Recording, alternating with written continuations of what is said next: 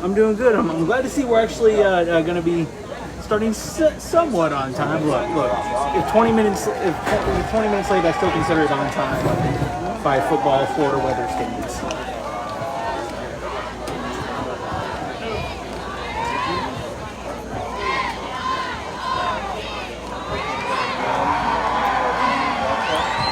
Yes.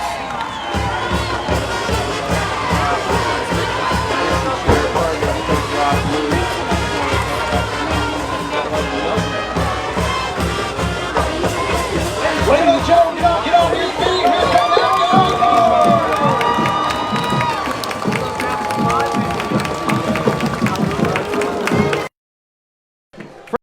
Here. We had a little technical difficulties here in the press box. Nice tight quarters here, but Caleb's going to get us all straightened out. You back?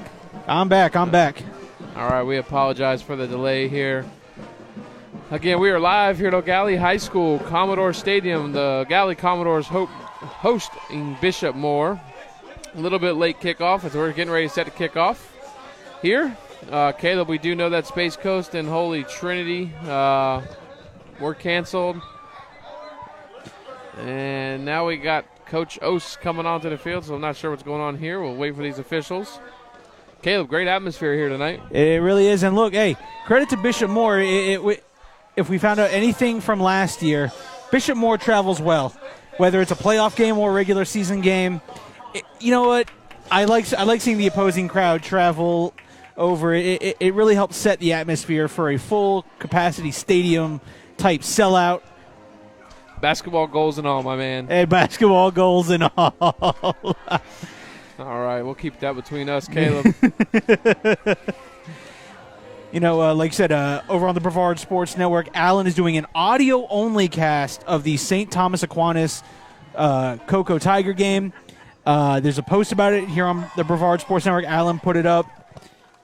Something about miscommunication about getting proper approval, and so he was able to fight hard, as Alan does, to get at least an audio cast of that one. And as Billy mentioned, Satellite in Melbourne underway over at Satellite. Jackson Robb and Rob Query on the call there. Myself and Billy Palmer, we got all the action for you right here on the Brevard Sports Network. And fasten your seatbelts, get your drink, get your snack, and be prepared to at least sit for a half. But I will warn you, at halftime, I do believe that both bands are playing, so you want to get that drink and snack pretty fast because both bands sound good as they were warming up.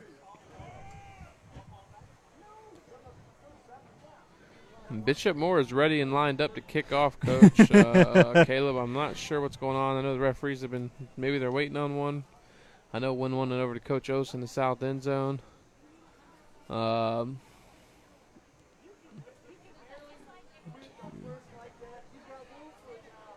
We got a six-man crew. I know sometimes we have 5, sometimes we have 7, so Coach Sands is waiting to send his return team.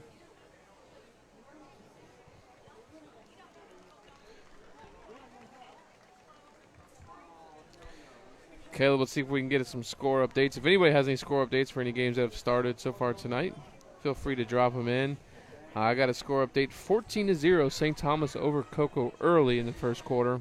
Look, there's a reason St. Thomas is ranked the number 5 team in the nation. We're not talking just the state of Florida. We're talking about the entire country. Look, I believe Space Coast and Holy Trinity was canceled, but Caleb, yeah, back to St. Thomas.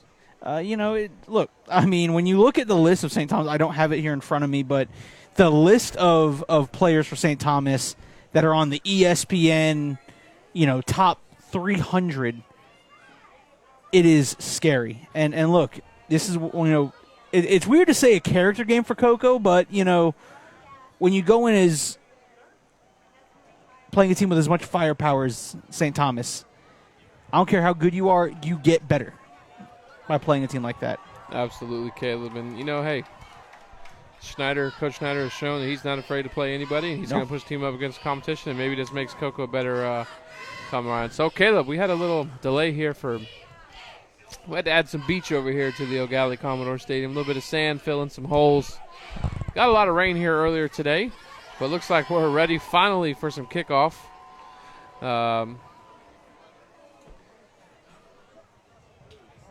It's we are. Here we go. number 35 set to kick off for Bishop Moore. That is Ty Ippoliti. Yes. Ippoliti. If I'm pronouncing your name wrong, I do apologize. Listen, and we apologize for mispronunciation of the name. If you are a family member of his watching, please put the name phonetically in the broadcast in the chat, and we will get it corrected. Robert Stafford will receive the opening kickoff in the end zone, so that will be a touchback. Eau Gallie will start 1st and 10 on their own 20-yard line, Caleb. I've been hearing all the talk about the Commodores. I see their roster. I see what this team is capable of on paper. I'm glad I get to do this game and see if these Eau Gallie Commodores are for real against the great Bishop Moore program. Absolutely, and we're going to get a look here at the offense. Jamari Crooms, I mean, the athlete that he is, let's see what kind of impact he's got on, as well as Chavez Thompson down on that offensive line for Eau Gallie.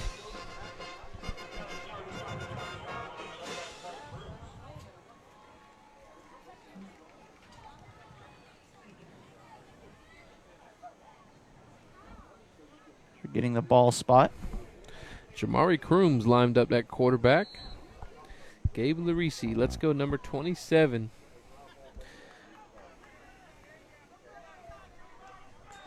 Crooms takes a snap. Throws a deep ball intended for Dawson Barbaro. We're going to have pass interference holding on Bishop Moore right away. Coach Caleb Blue. I'll get it right at some point. Dawson Barbaro went stop and go. And, Crooms ran a fake bubble. Barbaro wide open over top. Hey, look, and good job by Crooms recognizing that his receiver's being held and getting the ball to him, because if your receiver makes the catch, great. But if he doesn't, you still get 15 free yards. 15 free yards. And just another score update from Coco, Caleb. It's going to be a long night. Hey, look. Get better. Face the adversity and get better for the Tigers. Absolutely. 1st and 10 Eau Gallie. They're actually going to call that a holding instead of a pass interference, Caleb. So it's 1st and 10 from the 30-yard line. First down to first down.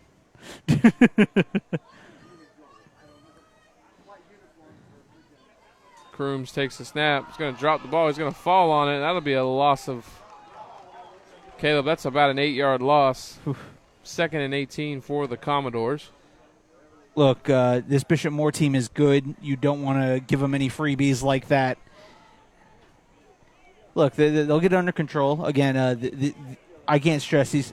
The field's held up pretty well considering all the rain and everything. Again, we had to add some beach to it, but Dick says 21-0. That's St. Thomas. Crooms takes a snap. He's going to throw a quick out here to number 2. That is D.L. Hardison. Makes a move, and he'll get back. Yep, Caleb's still going to be 3 yards shy of the original line of scrimmage. 3rd and 13 for Eau Gallie.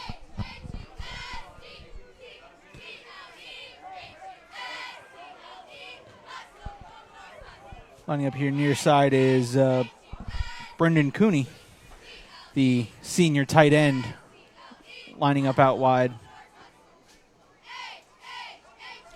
And so Gallie roster, Caleb, is got no shortage of athletes here. No. Crooms going to drop back to pass. Try throwing the out route intended for number 1, Latavius Welch, incomplete. 4th and 14 for the Commodores. And we're going to see the punt unit. And look, if you're going to beat a team like Bishop Moore, you got to play mistake-free football, because we know what kind of offense Bishop Moore likes to run.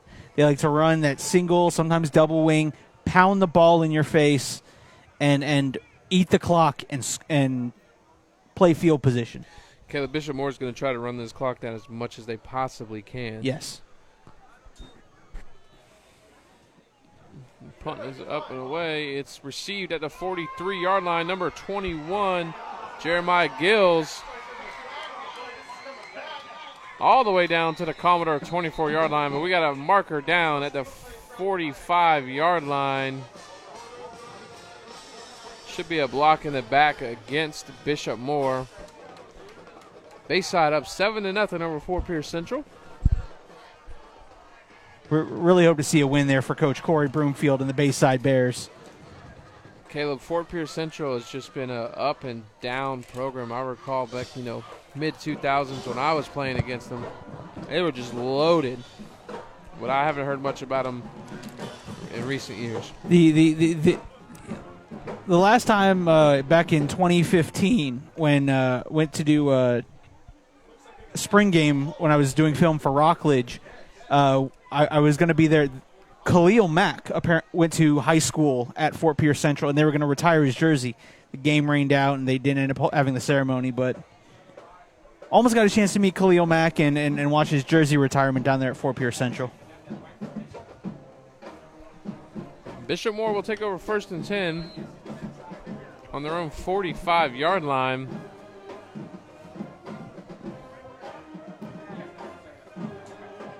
Quarterback, number 8, drops back to pass. He's got a man wide open. Brought down after a 12-yard gain. Caleb, you got a number on the reception? I believe that's number 11. Number 11, that is Luke Fitzgibbon on the reception for Bishop Moore. What a last name, Fitzgibbon.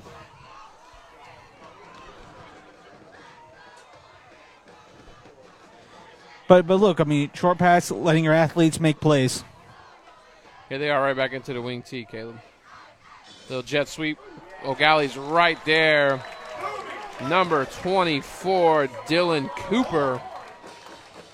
Good job by Cooper staying home, allows the handoff to happen. As soon as that handoff happens, boom, right there, done. And I apologize. That is Samarian Home, number 34, Caleb.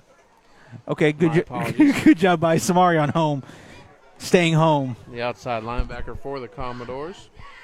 2nd and 13 for Bishop Moore. 8 takes the snap, hands the ball up the gut. Number 3's rumbling. That is Heath Hedrick. Brought down after about a 6-yard gain. 3rd down and 7 for Bishop Moore. Samarian Home, the first one to make contact and slow him up a bit. But look, it's going to take a lot more than than one hit to bring down these backs from Bishop Moore. Quarterback fires, and it's going to complete. He was looking for number 15 on the play, Gabriel Diaz. And that'll bring up 4th down for the Hornets. Windermere Prep up 7-0 over MCC. Look, that's that's quite a rebuild and quite a job that Coach Przinski took over. And if anyone breathes MCC football, it's going to be Coach Przinski, and he knows what he has to do to bring that program back on track. 4th and 7 for the Hornets on the Eau Gallie 45-yard line. I apologize, the Eau Gallie 40. Got Caleb. They ran a jet sweep pass. Number 15 throws the ball. Gabriel Diaz throws it, the backup quarterback.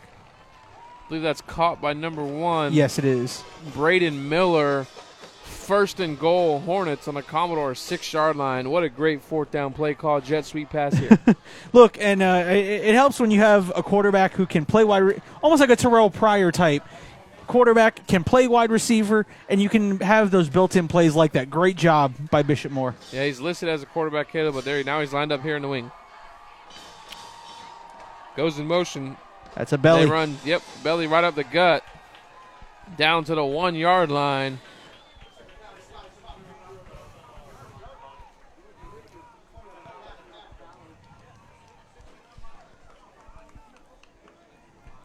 Caleb, I recall Heath Hedrick last season against Satellite in that playoff game. Tough, physical, downhill runner. Ball's on the ground. And I think Eau Gallie might have gotten on top of it.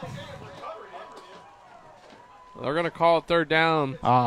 Caleb, all that was a simple down G play right here by Bishop Moore. Guard pulls and kicks. Looks like toss going over outside. Fullback right underneath the gut. That eye dressing, trying to get you flowing one way just to be smacked right in the middle. Great job by Eau Gallie being disciplined there. And all it is up front, Caleb, it's a simple down block. They're going to wash them down. Guard pulls, kicks. It's there. That's what Bishop Moore is going to run. So 3rd and goal for the Hornets. Handoff to number 3. He's going to fight forward for about a 2-yard gain. So 4th and goal from the 4-yard line for the Hornets. This is a very, very similar offense to what Rockledge won 2 state championships with. Little variations, but Coach Chuck Wood ran that wing tee, and it's effective when you have the right personnel, when you have the right linemen to get that push off the ball, and just those downhill running backs that they're not looking to go east and west. They're looking to hit you square in the mouth and dare you to try to bring them down. Little underneath again. Number 3's fighting forward. I don't think he got there. 4th down. Eau Gallie holds him. What a stand by the Commodore defense. Great job by that defense. Look, that's big boy football. That's your guy versus my guy. Who you got?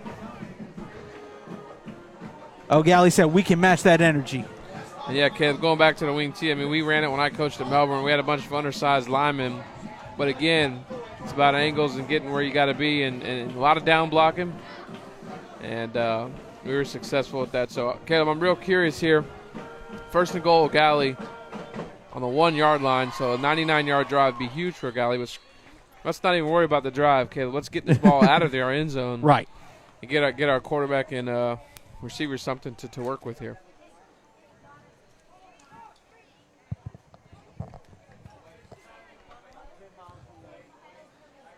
Here we go.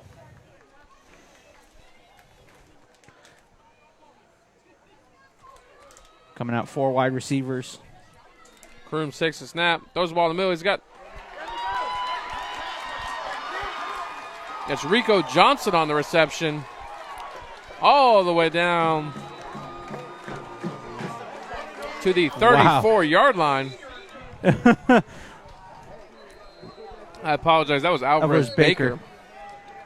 And look, I'm shocked. Listen, I'm not here to criticize you. I'm shocked there was not a face mask called, because he was ripping the helmet from the back, almost tearing it off. So, but nonetheless, great play by Baker. Alvarez Baker is a dude, Caleb. I've coached against him for a while, growing up through youth ball. Just a freakish athlete. Great job there by Jamari Crooms to get him the ball quick and allow Alvarez Baker to do what he does and get some yak. And, Crooms did a good job leading his receiver and throwing it where he could get the yak. It was thrown a little ahead of him where Baker just snagged it and could take off. Jim Wright just gave his normal warning, shirts tucked in, back flaps covered, if anybody knows what I'm talking about here.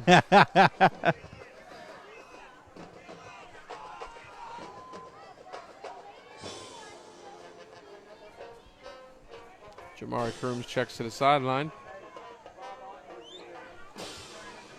Caleb snagged this one. I'm going to switch over to the BSN so I can get rid of some of these comments here. Those scam links, and we're going to have whistles here on the snap. Going to be a false delay a game on the Commodores. Again, do not click any links that are in our comments section. Any links that say it's a link to watch the broadcast. This is the only link you need right here on the Brevard Sports Network. We don't ask for your credit card information. We don't ask for none of that.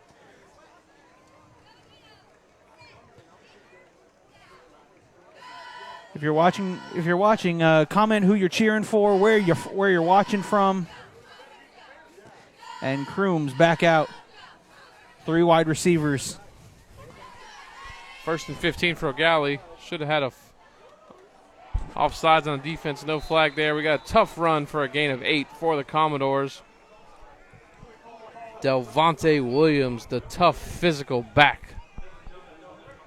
I mean, look, if you're Eau Gallie, you're going to need some of that. You want to keep Bishop Moore honest, and you want to run some clock, too. You want to run some clock with putting the ball in the end zone.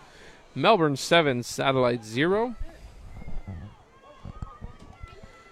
Crooms again is going to throw the ball outside D.L. Harrison. That's going to be intercepted. And the Eau Gallie faithful, Chris Sands is wanting something on the call.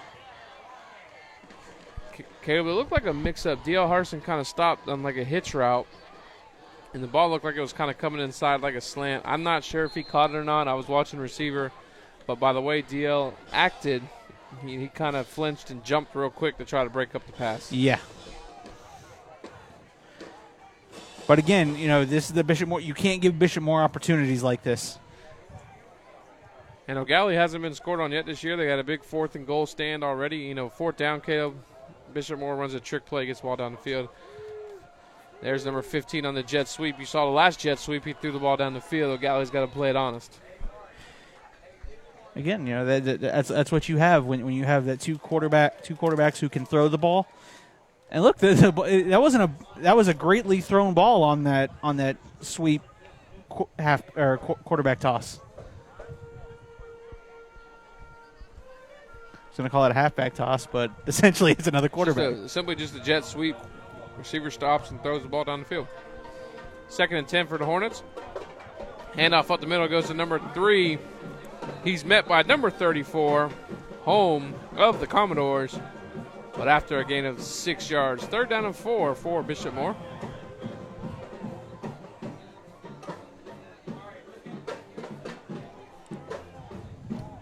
Four minutes and counting left to go here in quarter number 1.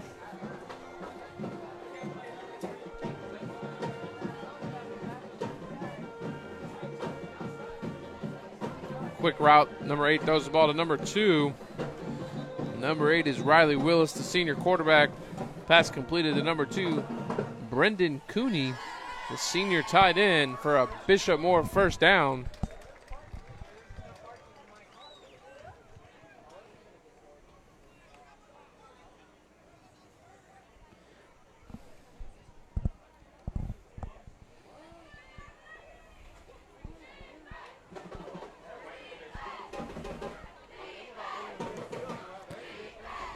There they go, back to that wing set.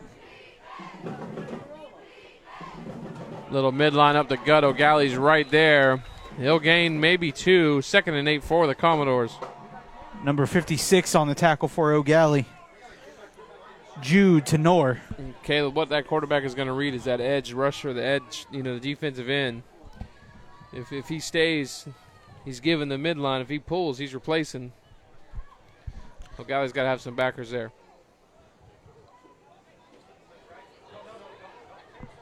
Second and 9 for the Hornets. 15 in motion. Willis takes the snap. He's in trouble. He's going to roll right. He gets out of it. He's going to keep it, Caleb. He's got some wheels. Yes, he does. Brought down after about a 3-yard gain. That was all Willis from the Hornets making that play happen. Great pressure by the Commodores. But you notice he showed he didn't overreact. He didn't, his eyes didn't get too big. He just picked up what he could.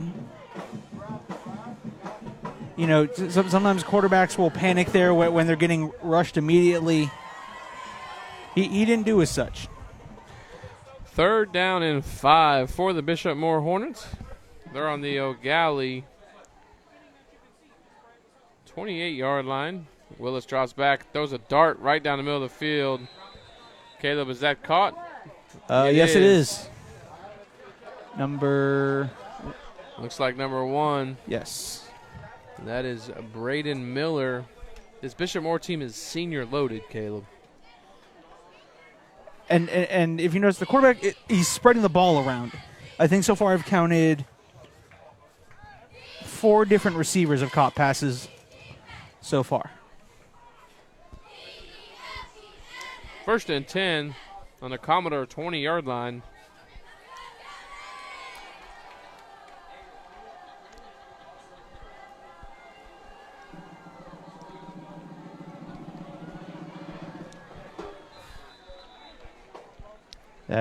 Well, Caleb, that was a fake jet sweep. He was going to roll, fake the midline, and throw backside tight end. But Eau Gallie was there, and he said, I'm just going to get out of dodge. Picks up 4 yards. Great play again by Willis, the senior quarterback.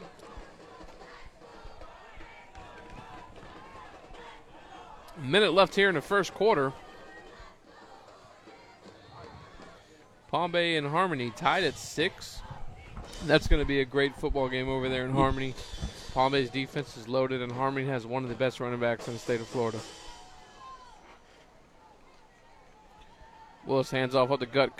Caleb, there is just no room for run up the middle right now. This Eau Gallie defense is playing tough and physical in the middle of the field. Look, they got some size on that D-line, and they're not giving an inch.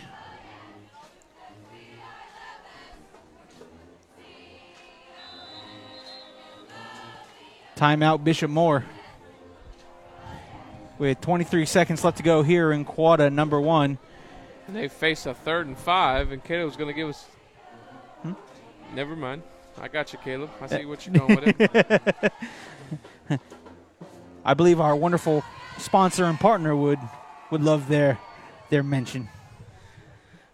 I'm on it. Highland Hub, the leading digital platform for fresh food, safety, and regulatory compliance. Run your business easily and efficiently with the goal of enhancing operations, easing the regulatory burden, and maximizing your finished good returns. Call 863-844-4263 or visit highlandhasit.com.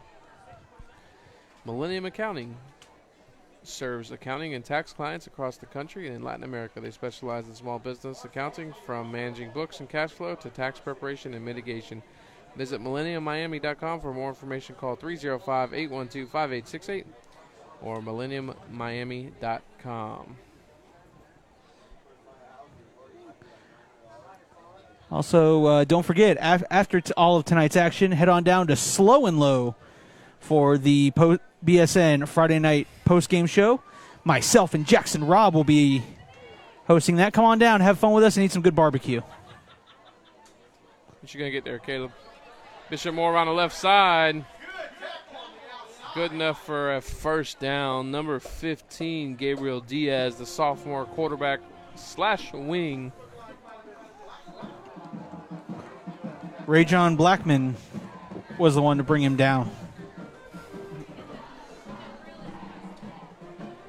And they're going to say he's short. Short. They're going to call it 4th and 1. I think we're going to get a heavy dose of number 3 here. I don't know what would make you think that. I mean. They're going to let the quarter expire. That'll be the end of the first quarter. We are knotted up here at 0. 4th and 1 when we come back for the Hornets.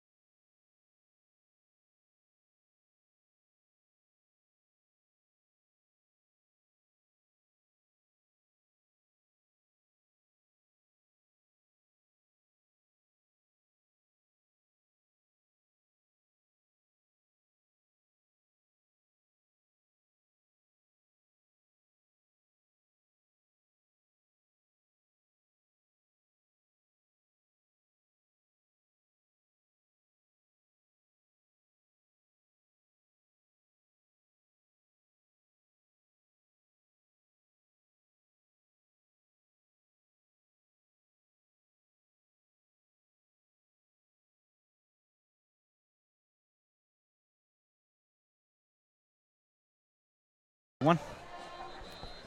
All right, welcome back. 4th and inches. Well, Caleb, it's now 4th and 1.5. I don't know what's going on with the chains, but hey, we'll take it over here. Right, hey. 4th and 1 for the Hornets on the Commodores' 11-yard line to start the second quarter.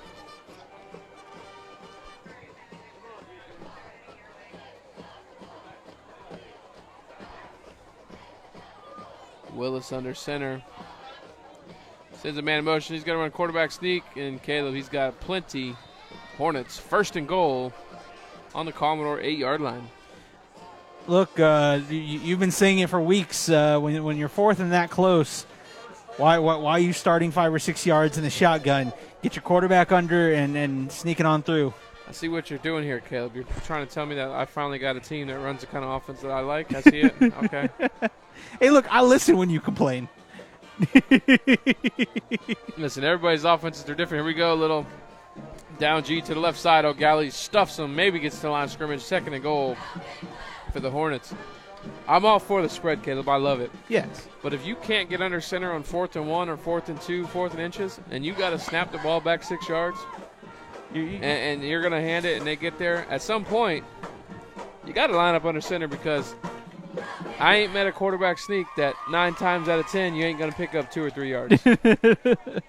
Listen, just tell the quarterback, you get low and you tell your lineman, everyone get as low as you can and get a push. Willis takes a snap. Here we got a little Sally, Caleb. I hope you remember that one. Number 15 around the left side. We're going to fake the trap right and run the Sally backside. Eau Gallie's sitting on it. Number 20, Brandon Brown. Listen, as a lineman, you loved Sally. When you are on that Sally side, you just loved it.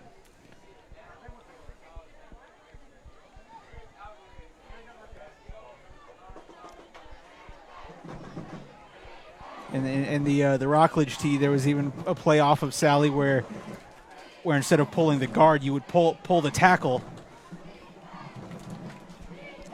And as a former tackle, there was nothing you love more than getting a free shot at somebody who doesn't know you're coming.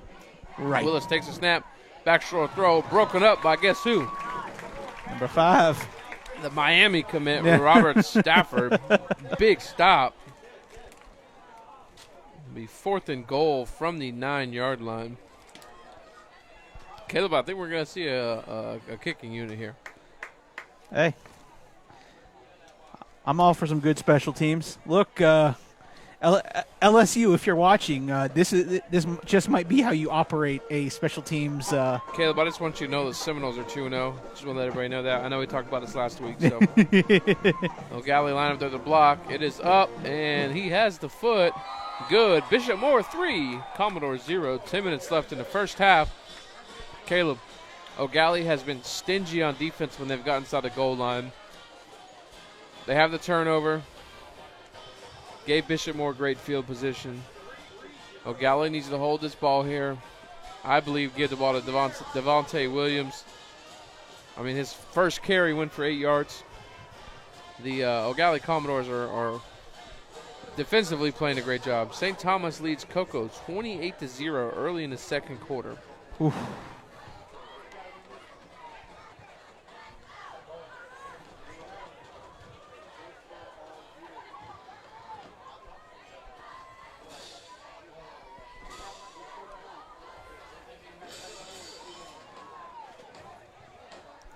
Number 91 looks like he's doing the kicking duties for Bishop Moore. Evan Scruggs. They got some names over there, boy. I'll tell you what. I had to do a double take here for a second to make sure I was looking at the name right. Now, there are some on this broadcast who are probably sitting there saying, well, guys, you sound kind of like homers. And you'd be right. Listen, we are the Brevard Sports Network. We love watching these out-of-town teams come to Brevard to play the talent that Brevard has. And we try to call a fair game. But if you hear a little bit of homerism in the voice, we are the Brevard Sports Network. So Robert Stafford receiving the kickoff. He's got a big hole. And that's that Miami commit speed. He's out the gate. Robert Stafford. I haven't heard a whistle.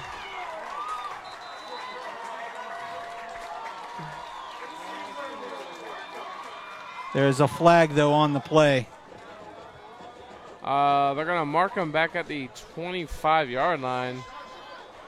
But even then, I think it still might be coming back because I did see a piece of yellow go flying. Personal foul on Bishop Moore. Wow. Tack it on to the Robert Stafford return.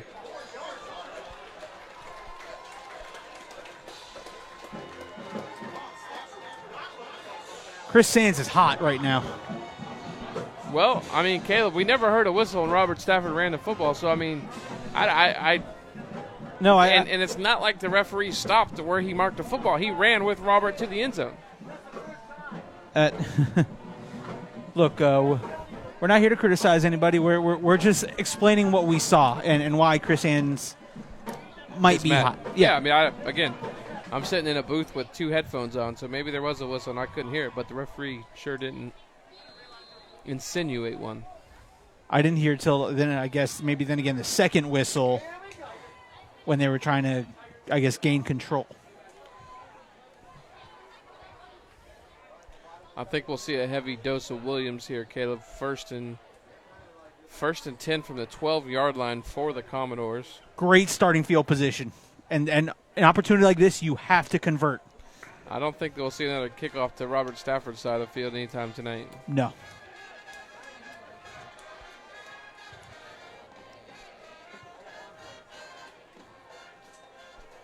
Handoff up the middle goes to number 1. He bobbles it. That is Welch. Caleb, I pay a little bit of attention here to Facebook. Then they call themselves, the old Thunder and Lightning, the old Reggie Bush, Lindell White style backs here with Welch and Williams. It's hard to disagree. They've been on the same youth football team for quite some time, so a very great tandem. 9:20 left to go here in quarter number 2. Disregard the scoreboard. I'll get that changed accordingly. 2nd and 10 for the Commodores on the Bishop Moore 12-yard line.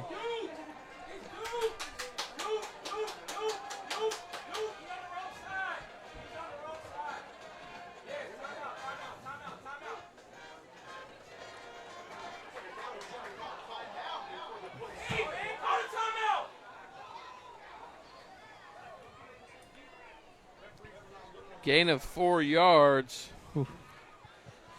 3rd and, well, they're going to mark them for 5. So 3rd and 5 for the Commodores.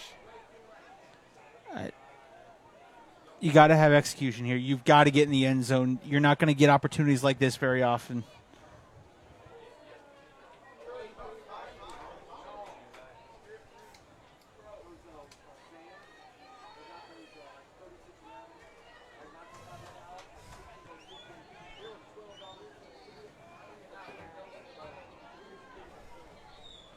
How about that, Caleb? The Thompson brothers' auntie is watching from the Dominican Republic. Wow. And a timeout called, I believe, by Eau Gallie.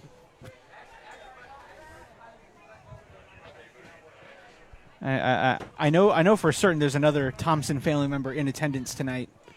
One Alicia Hyman Taylor, the mother of the Thompson brothers. Melbourne 14, Satellite 0. Wow.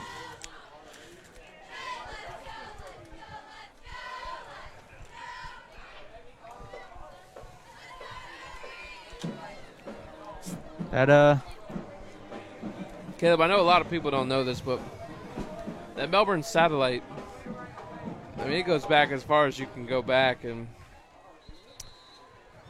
as you know, as close as I am to that Melbourne program, that loss last year still burns a little bit.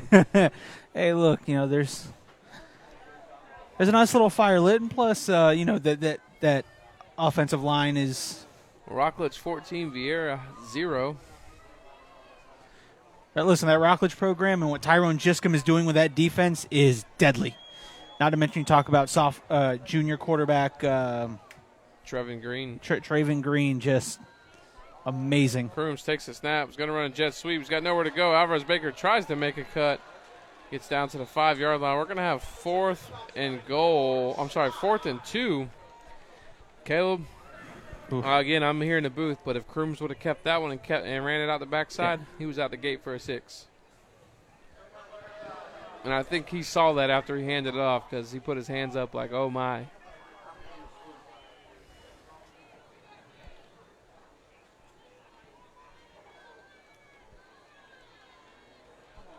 Fourth and 2 for the Commodores. They've at least got to get the first down here. Cruz, and we got a flag on the play. He had Brandon Brown wide open. That was a walk-in.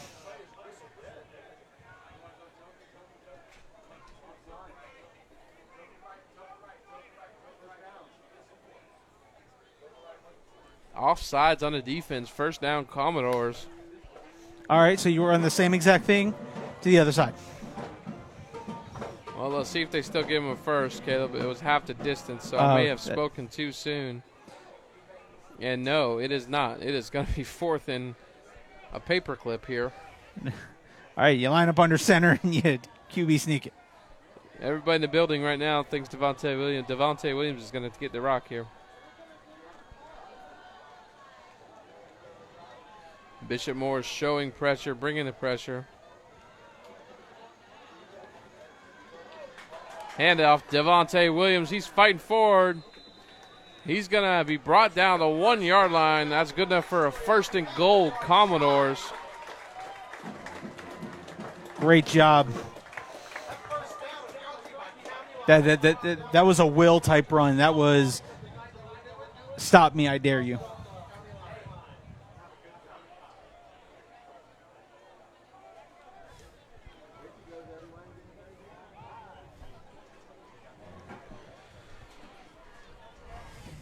Karoom's checking with his wide receiver on the wide side of the field.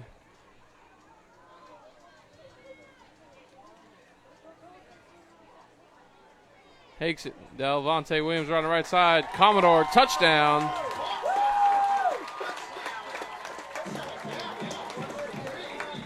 Wow.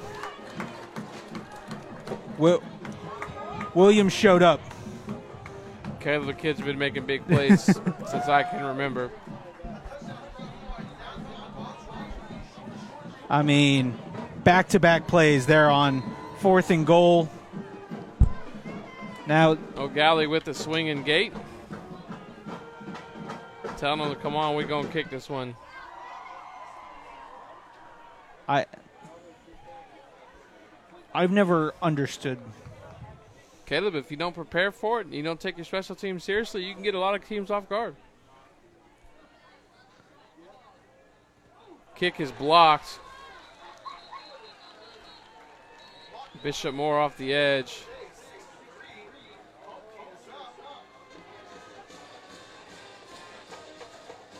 But a touchdown's on the board. Eau Gallie up 6-3, 6:15 left in the first half.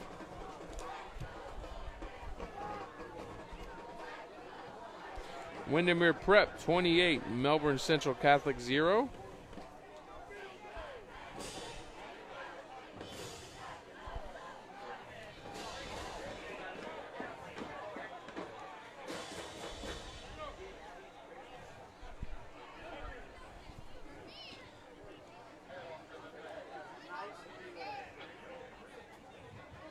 And the touchdown brought to you by Millennium Miami Accounting. Serves accounting and tax clients across the country and in Latin America. Give them a call at 321-812-5888 or find them online at millenniummiami.com. Millennium Accounting. Highland Hub, the leading digital platform for fresh food safety and regulatory compliance. Run your business easily and efficiently with the goal of enhancing operation, easing the regulatory burden, and maximizing your finished good returns. Call 863-844-4263 or visit highlandhasit.com. Go ahead and fix that scoreboard there.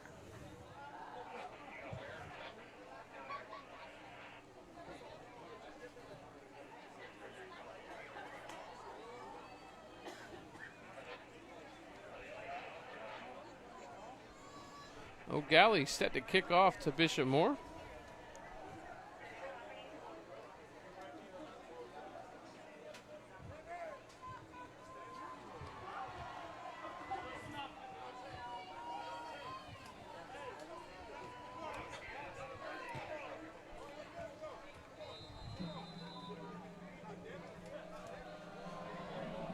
And they're going to try going on the onside. It's going to be recovered by Bishop Moore at the 49-yard line. Great field position for the Hornets. You know what? I like that call. Try to capitalize on some momentum. Your defense is playing great. Now, I understand it's not the best situation.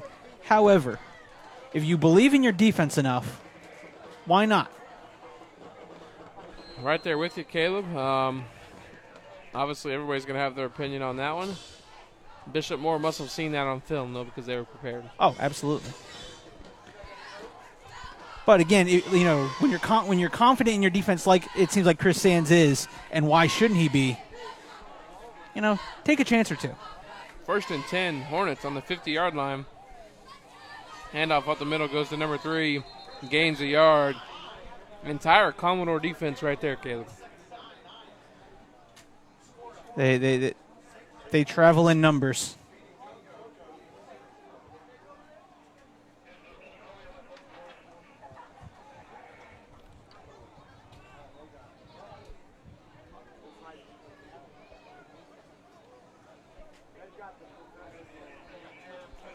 Merritt Island 6, Astronaut 0.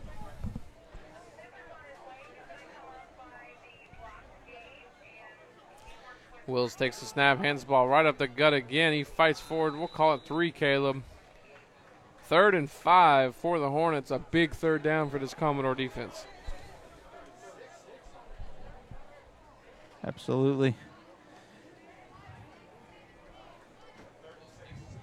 5 minutes and 16 seconds left to go here in the first half.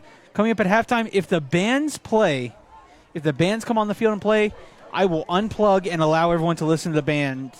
However, if there's any outside music, a dance team comes on, we cannot. We can show you it, but we can't unplug because the music will get the copyright issue. Yes.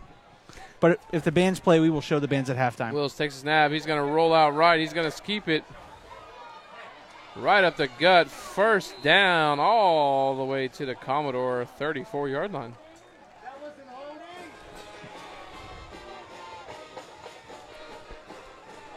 Those are some thick linemen that Bishop Moore has. Yeah, Caleb, speaking of being a homer, I know that was about 20 minutes ago, but I look like holding on the edge out here on Jude Tenor. But, hey, again, I'm sitting up here. Jet sweep to number 15, looking for some room, and number 9, Rico Johnson. Great job, Rico Johnson. I don't know if you saw it there. He got blocked, shed the block, and then he didn't get aggressive. He just stayed home and let the running back come to him, wrap up, bring to the ground. Great job by Johnson.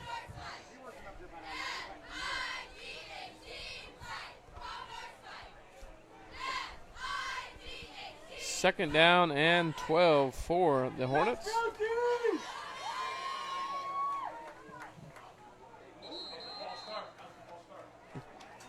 Caleb, you saw it right there. Fake the jet mo. 3-step drop. He had a backside tight end releasing straight down the middle of the field. False start on the Hornets, though. That's the thing about the T. The T. Not only is it leverage in the run game, but in the pass game, it's a lot of motion and window dressing, trying to get your eyes moving, and then, like you said, some symbols of the backside tight end. All he's doing is streaking down the middle.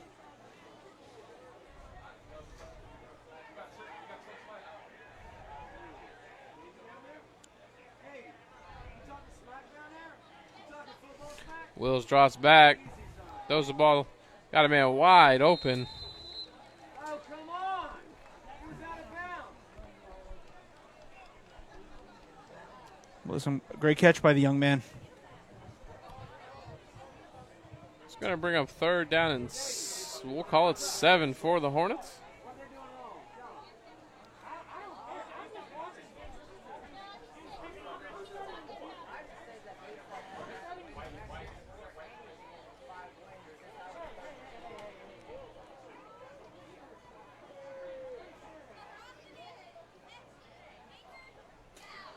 Offsides on Eau Gallie. Got to stay disciplined there. That's a free 5. So here we go, Caleb. It'll be 3rd down and we'll call it 1. Come on, let's go.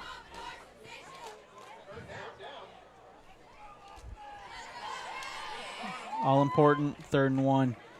Now they switch to the shotgun. Wills fakes it. He ain't going to get back to the line of scrimmage, Caleb. Great job by that defensive line from Eau Gallie. Jet sweep with a little quarterback wrap, and Eau Gallie was sitting on it, Caleb. So here we are, 4th and 3 for the Hornets. Devin Griesfo was the first one to get hands on the quarterback.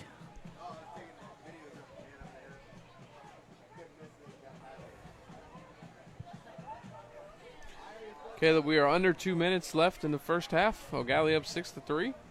Very fast-moving first half. Billy, I'm just saying. No complaints, big dog. No complaints. If it ends up slowing down, I will throw something at you. Yeah, well. Yeah. And a timeout called by Eau Gallie. Eau Gallie. Now, I am knocking on this wood here. So.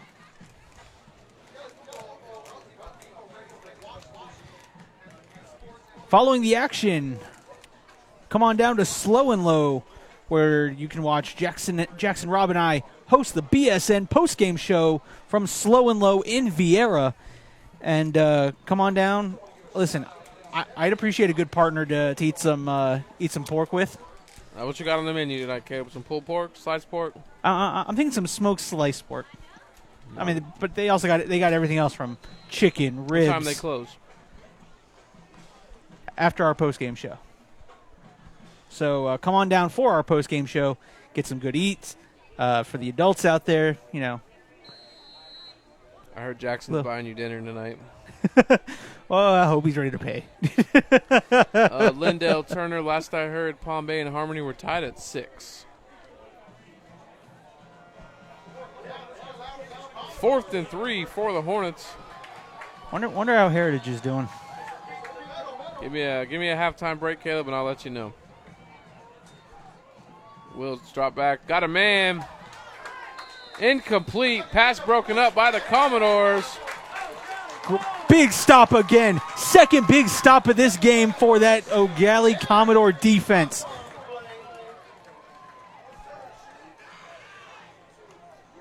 All right. Now, I'm going to pick your brain here a little bit. Minute 37 left. Ball's on the 25? Tyler Sheehan on the pass breakup.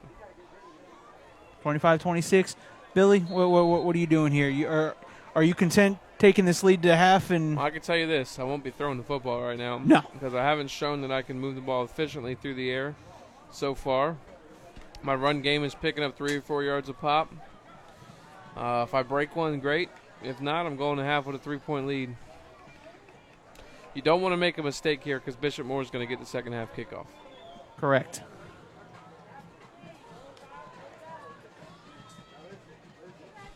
A little reverse. He's got a wide open area to run. That's Alvarez Baker. We're going to have all the way down to the 45-yard line. Caleb, I do see a flag on the sideline. Oh. So if they're going to call holding on D.L. Hardison, that is a very questionable call. Listen, because Harding did exactly as you were taught. The moment back got by him, he let go. And that's what they're calling. Still good enough for an Eau Gallie first down. Caleb, I'm sorry. That was a great block by that young man. Absolutely. I mean, look, as a receiver, what are you supposed to do there? And I'm just asking for clarification. You know. And so is Chris Sands. Look, you know, I'm asking it calmly. I'm just curious there. Caleb, the comments would agree that was a great block, and I mean, I watched it right down before Baker even got anywhere close. That was a great block by D.L. Hardison. He did exactly as you were coached.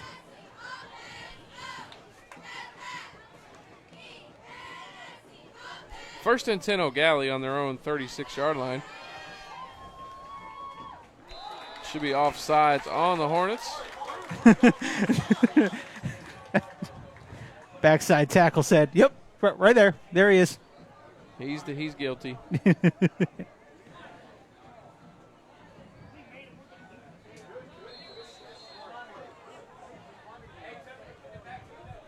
Coming up on a minute left here in the half. Crooms takes a snap, throws a quick out to Baker, tries to make a man miss, nowhere to go. He's going to fight forward. He may have gotten back to the line of scrimmage. Timeout, Eau Gallie.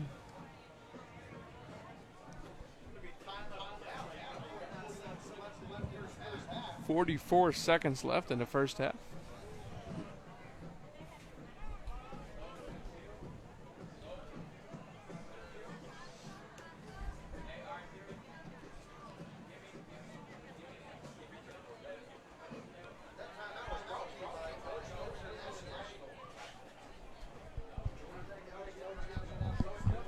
Was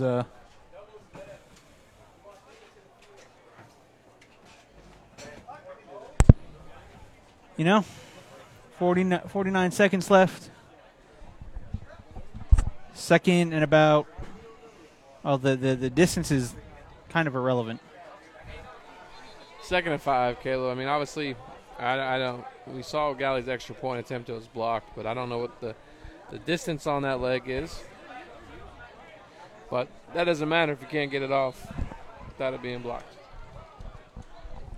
2nd and 5 for the Commodores. 44 seconds till halftime.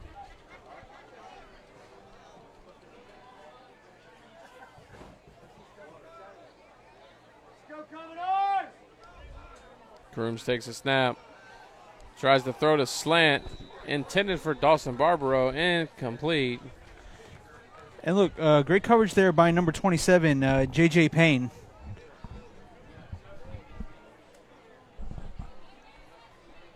I mean, Payne was just great coverage. All right, Caleb. We're going with Florida or Kentucky tomorrow? Florida. It's going to be a battle. Let me say that. It's going to be a battle. My nose can't lose, so we're going to go into week 3 2-0 still because we're not playing tomorrow. Crooms takes a snap. Got a man down the middle of the field. Intended for Alvarez Baker. Alvarez Baker with a great catch down to the 45-yard line. Clock stops. Baker has to leave the field because his helmet came off. You got to show urgency here. Checks in number 16, T.J. Robinson.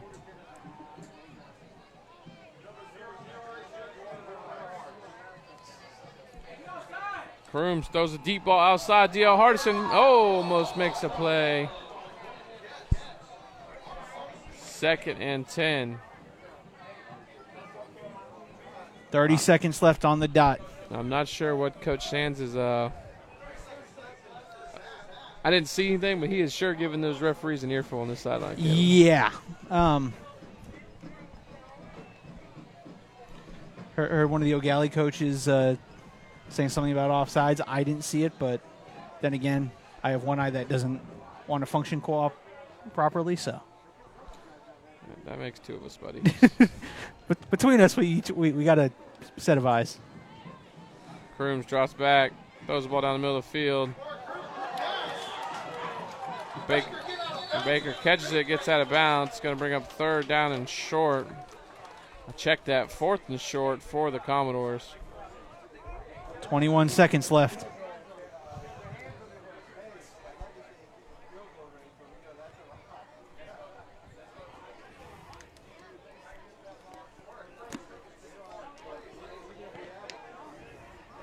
Good job by the young man, though, realizing he needed to get what he could and get out of bounds there. Smart football. All right, so they just changed the down marker back. I guess it is 3rd down here.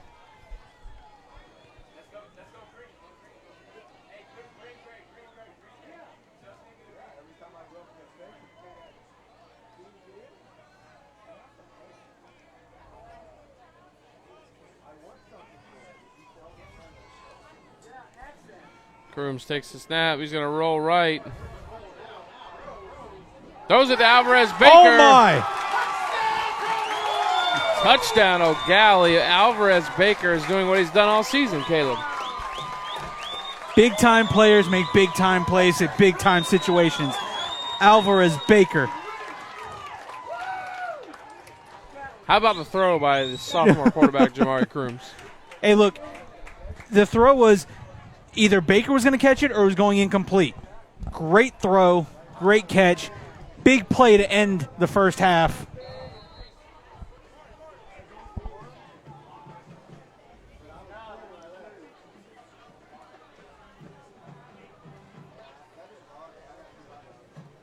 Eau Gallie going for 2. D.L. Harson gets to the edge. It's good.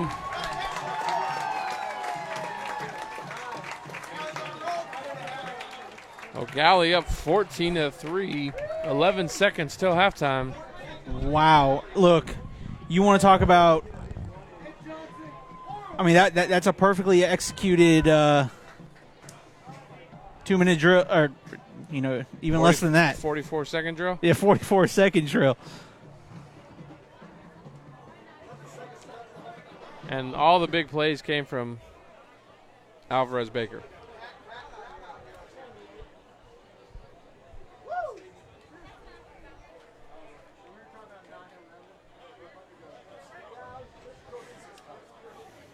Now, I think if you're Bishop Moore, you just take this and you go into half and make your corrections. Well, here's what we can say about Bishop Moore, Caleb. Obviously, they've thrown the ball decent here. Hasn't turned into points, but we watched them last year against Satellite.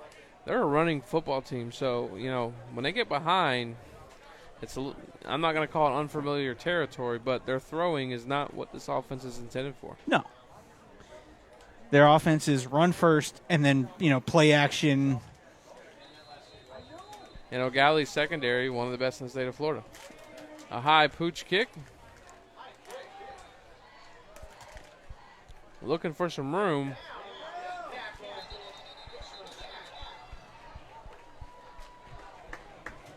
Great job by the coverage team there. 5 seconds left. Taking a knee, Caleb? Yeah. Listen, take your knee. Go into the locker room, regroup, make your adjustments. Well, I'll tell you, I was wrong with the Eau Gallie thing, you know. I said same thing. Probably take a knee, take a break, but Eau Gallie went right down the field and put 8 on the board.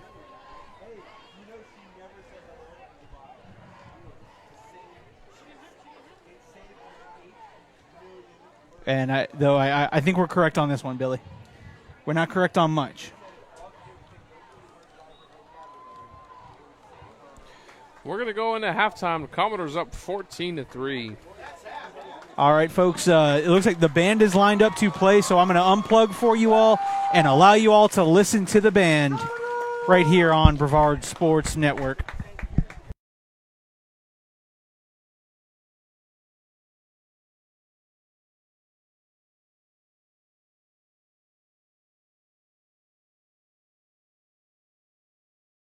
Before every dinner, and they would be for 150 people plus all this year. Yeah, they had a whole documentary on it. Keep your seats, ladies and gentlemen, and prepare for the sights and sounds of the Bishop Moore Catholic High School You got like 3 or 4 Black and people Gold following her. Parade. Like one, the fruits were just too close to the edge, and she's just like, The band is under the she put direction her of arm on it, Mr. she was James grabbing Barber something, and so the guy had to Special come and Assistant push each one Director 6 inches Mr. all the way Joseph down, Simone, all this and pain. Stacy Snell, as well as Miss Regina March. There's been no other performer on that band that has ever moved so naturally between the genres of rockabilly, country, gospel, R&B, and been recognized as an icon in each one. Essentially, synthesizing, he's into a new form of music called rock and roll. For one dinner. He ruled the billboards with most charted hits, most top 40 hits, most platinum hits, most gold hits, most two-sided hits of all time. It was these actors that earned the title King of Rock and Roll. From Major Cambodia, is your band ready? He is king already. King Charles III. Ladies and gentlemen, the Black and Gold Brigade presents Elvis. And his wife's so dead, he's wife's going to get the title from his mother. Princess of Wales. Princess Diana. Yeah, I know.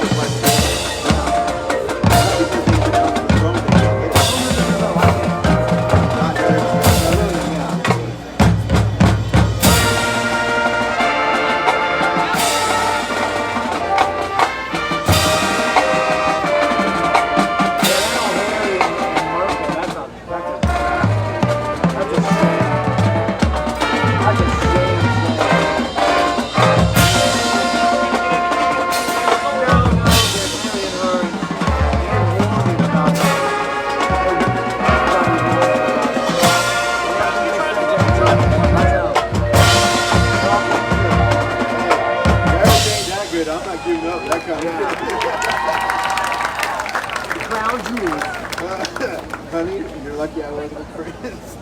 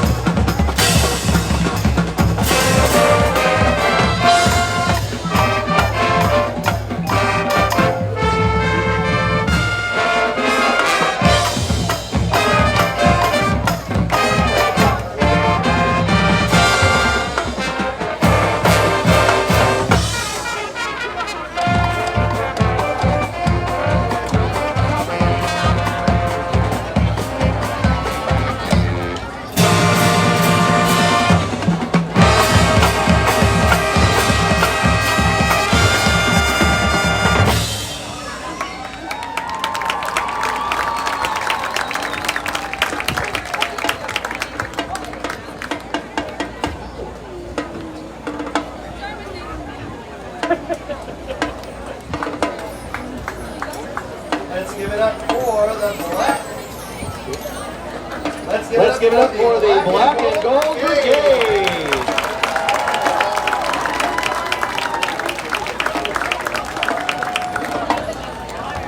Let's welcome to the field the 2022 Eau Gallie High School Marching Commodores.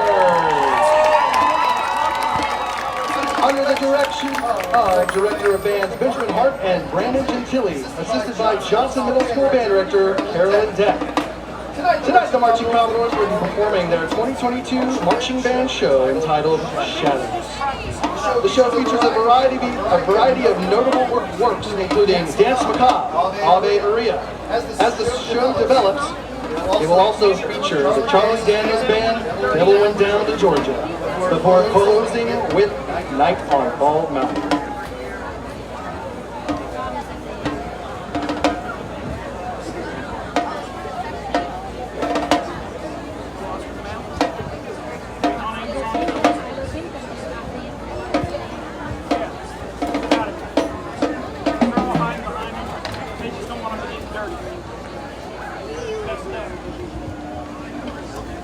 that makes sense. They all behind it.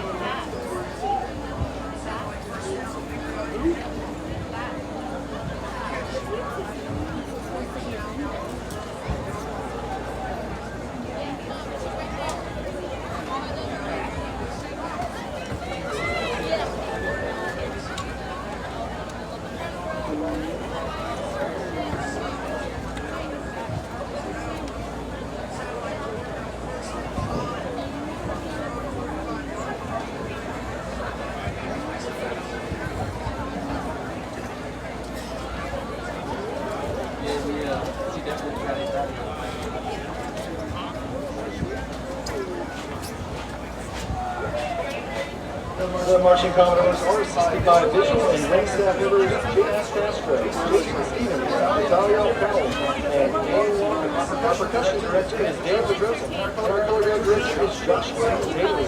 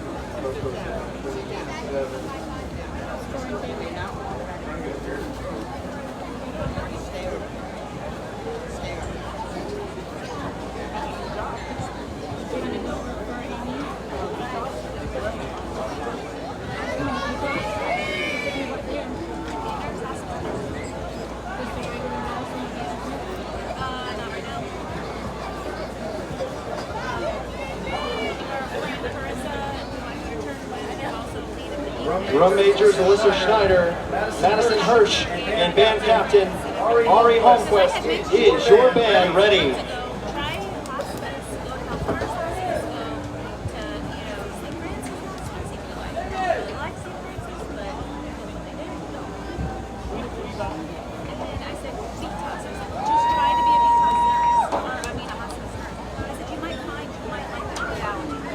You may now begin your performance.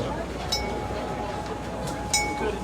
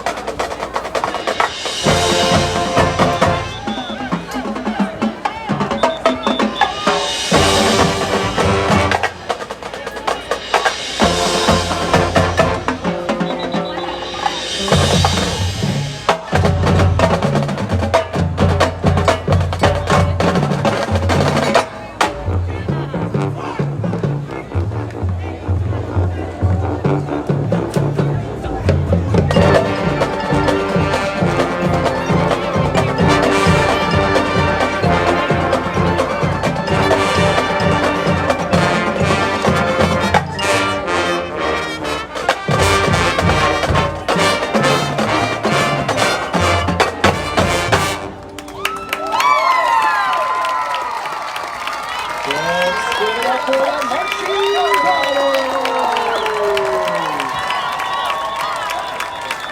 Well, Marching Commodores are represented by staff members J.P. Connors, Jason Stevens, Natalie Carhill, and Daniel Walker. Our percussion director is Beans. Our cover director is Joshua Daly. The Marching Commodores would like to give a special shout out to the fantastic leadership team led by band captain Ariana Holmquist, percussion captain Louis Cam, brass captain Dylan Neal, and woodwind captain Amber Spadafora. Thank you to all the EJHS administration, faculty, and staff for their constant support. Thank you to all the running band parents for all their support and volunteer time. Don't forget to hit the concession stand. Go Marching Commodores and anchor down. All right, you heard both bands. Both bands, fantastic job. Coming up in about the next 3 to 5 minutes, we will have second half action right here on the Brevard Sports Network.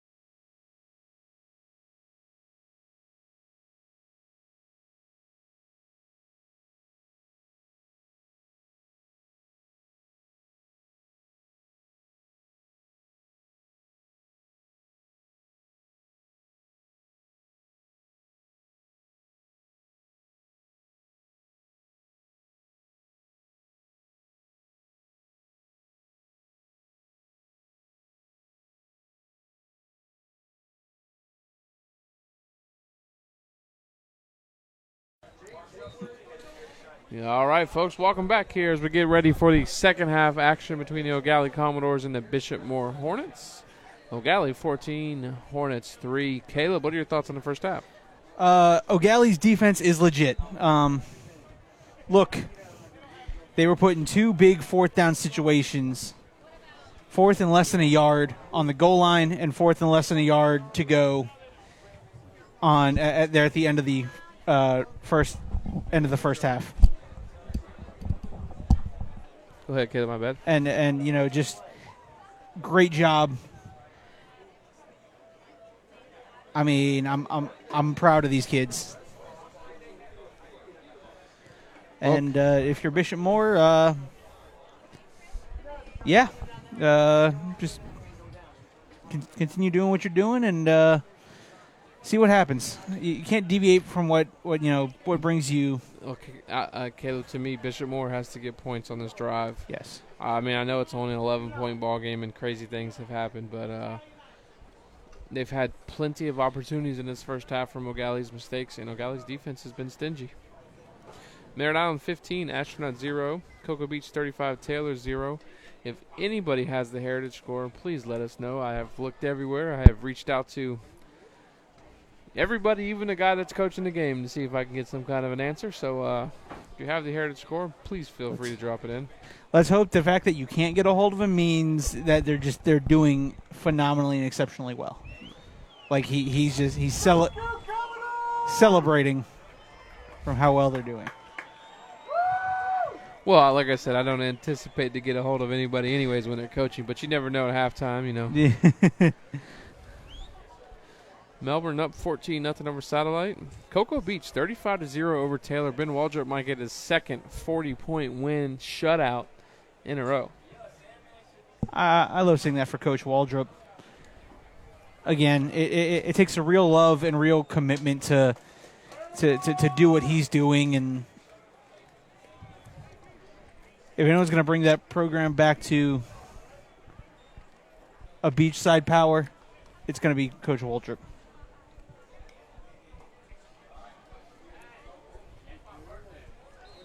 Eau Gallie set to do the kickoff. And it'll be a pooch high received by number 4. Brought down at the 36-yard line, 1st and 10, Bishop Moore. All right, and if you're Eau Gallie, keep playing that stiff defense. You bring that defense to the party. This defense, I think I'd put up against a lot of the receiving corps here in the state. A lot of lopsided scores tonight, Caleb. Winter Prep 56, MCC 0. Again, a rebuilding program down there at MCC. Coach Brzezinski wants to build young men into the community, and that hustler pride that protrudes through Coach Brzezinski, he'll get it back. He'll be just fine, Caleb. Sometimes, it happens to everybody. It's called work in progress. Number 8, Wills, rolls out right. And we have whistles already. Flags already.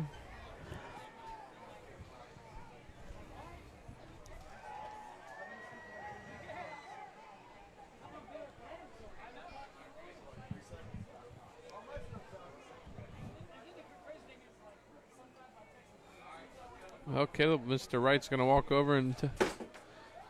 oh, what? I lost my man. Holy Trinity and Space Coast was canceled. Yep, thank you, Donnie.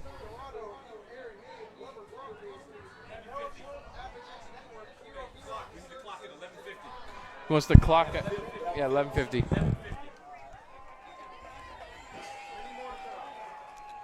Caleb, they're resetting the clock here to 11:50. You able to hear me? Yeah, I am. All right, make sure we're here. That was our delay here. Wills will now take the snap. Rolls out right. Throwing a little wheel route. He's got a man over. Shoots him. What a route. Great play design by Bishop Moore, Caleb. Absolutely, and that I think was just a little excitement. I mean, look, his man had a two-step advantage there, and sometimes as a quarterback, your eyes get to about the size of dinner plates. You can't believe you have that first play of the half. And Caleb, what they did there is they brought their man in motion towards the line of scrimmage. Quarterback rolled out. Receiver kind of basketball pivoted back out and ran a wheel route from the basically the wing position there. 2nd and 10 for the Hornets. He's going to throw a one-on-one ball here. Number 1, he's pushed out of bounds. No penalty. Great job. Great coverage. Number 3, that is Rajon Blackman. Look, and that was just great coverage. You know, that's how you play coverage.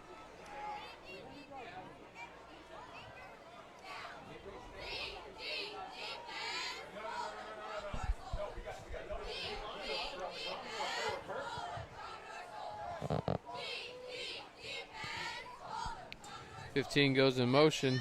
Will's going to he'll throw the hitch route. He'll be caught. First down, Bishop Moore.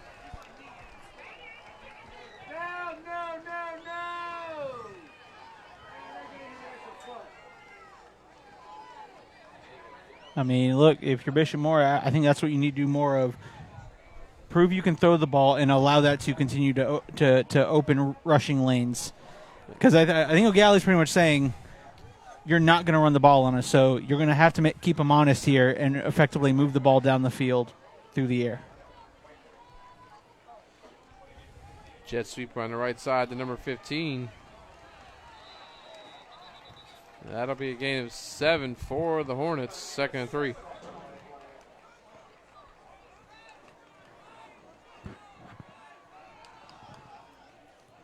And that's what I mean right there. I mean, you get that, you may think, oh, well, it's only just a small hitch play. But now you're forcing those backers to hesitate. you're forcing the backers to hesitate there, and now you can kind of play honest. Fires again, another hitch route near side. Caleb, he's throwing missiles. Listen, they're going to one place and one place only. 1st and 10 from the 40 now as they are in opposing territory. Riley Willis.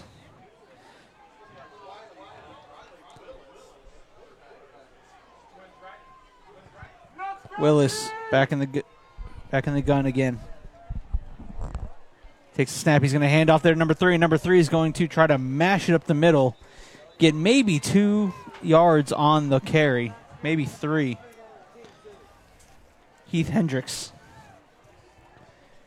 And that'll bring up 2nd and 8 is what they'll mark it officially.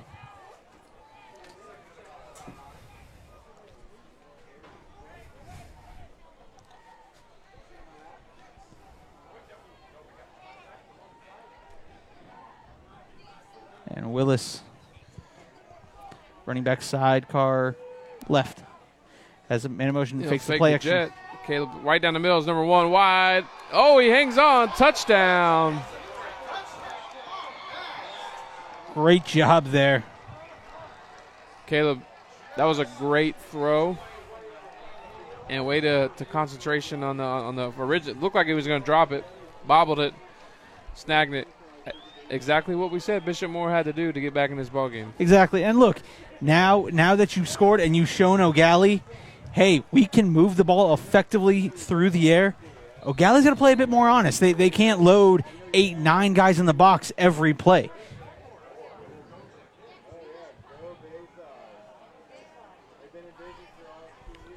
Number 35 here on to kick the extra point. It's up and good. So with 9:12 left to go here in the third quarter, Bishop Moore closes the gap to 4.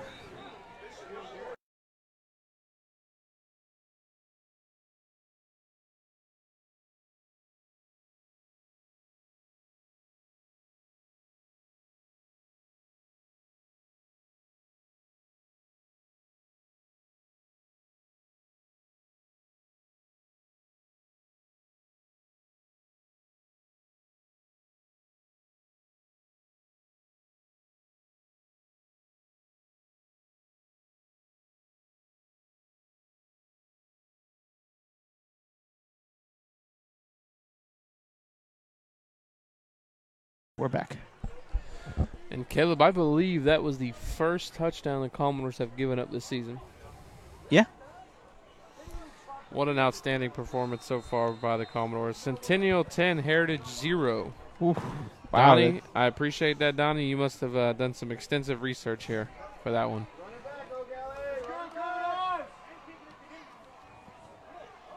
And he's going to kick it away from Stafford. In fact, he says, let me just put this thing out of bounds. I mean, if I'm Coach Sands, I don't want the ball at the 40. I want you to go back and kick it again.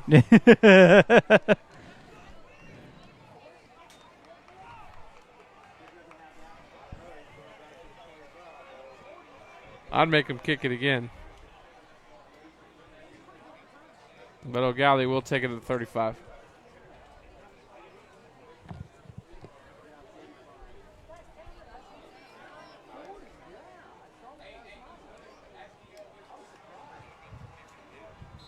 Nine minutes left to go here in quarter number 3. Caleb Brown, Billy Palmer here with you live from Commodore Field.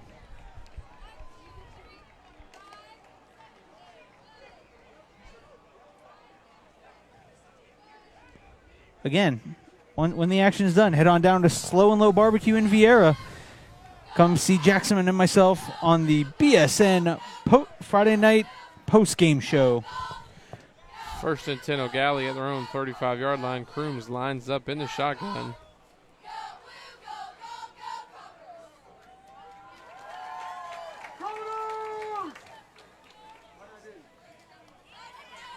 Crooms takes the snap.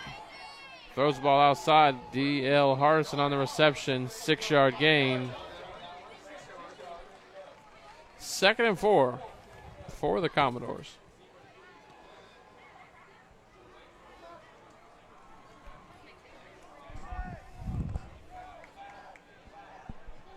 If you're the Eau Gallie offense, you just you continue what you're doing, mixing it up with some pass and run, and allow your athletes to make plays. 2nd and 4 for Eau Gallie.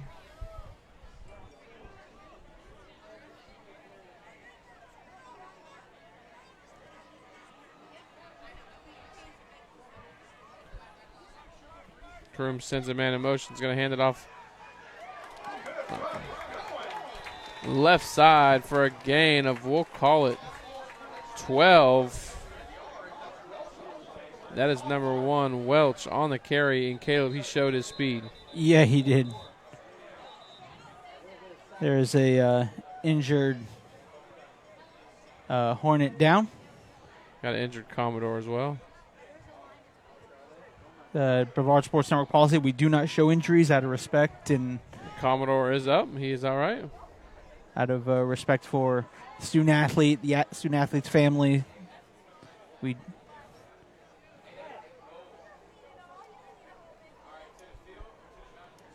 You see Chris Sands. Donnie Satellite is not up 56-0 on Melbourne. I don't know who reported that on the score stream app, but that is a very false score. Last score was Melbourne 14, Satellite 0. So I'm not, again, that score stream score for Satellite Melbourne is inaccurate.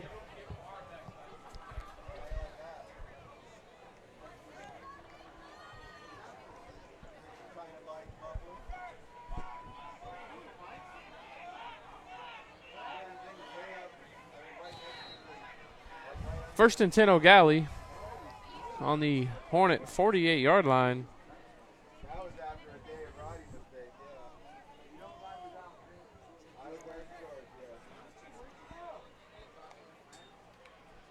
Karooms takes a snap, throws it outside. That's Baker.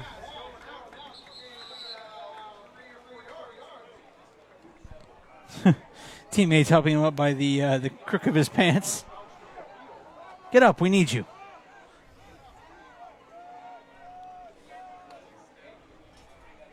Second and 8 for the Commodores. Robert Stafford checks in.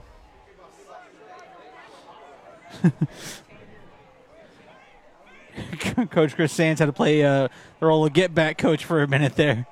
His offensive coordinator was walking further and further onto the field. Coach Sands like, don't get me a penalty. Stafford runs in motion. Handoff left side to Welch. He gets around the edge. And we got a flag on the play.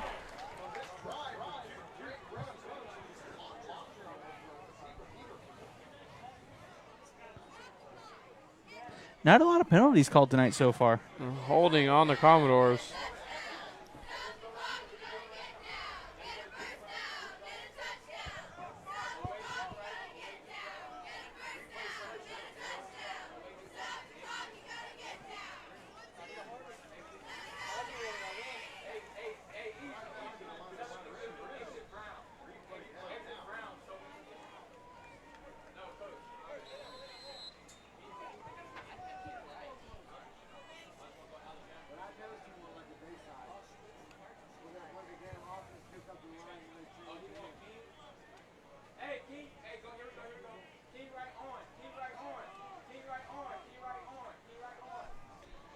Second and 7 for Eau Gallie.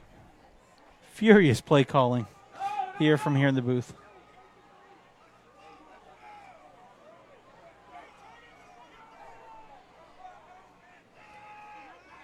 Crooms drops back. It's got a man, Alvarez Baker, right down the middle. All the way down to the 12-yard line. Alvarez Baker continues to make play. Are they calling that incomplete?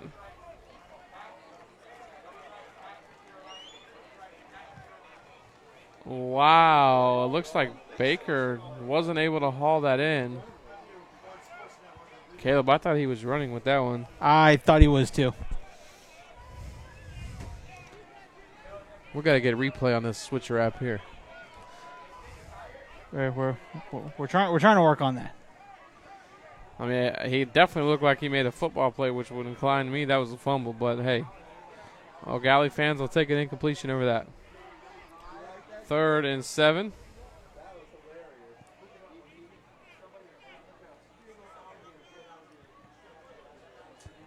Crooms is going to roll out right. He's going to hit his receiver, number 7, Williams. And he's going to go right over that number 1, Miller, on the tackle. That's called if you're a ball carrier, delivering a hit rather than taking one. And he's been doing that for a while, Caleb. That is a physical young man.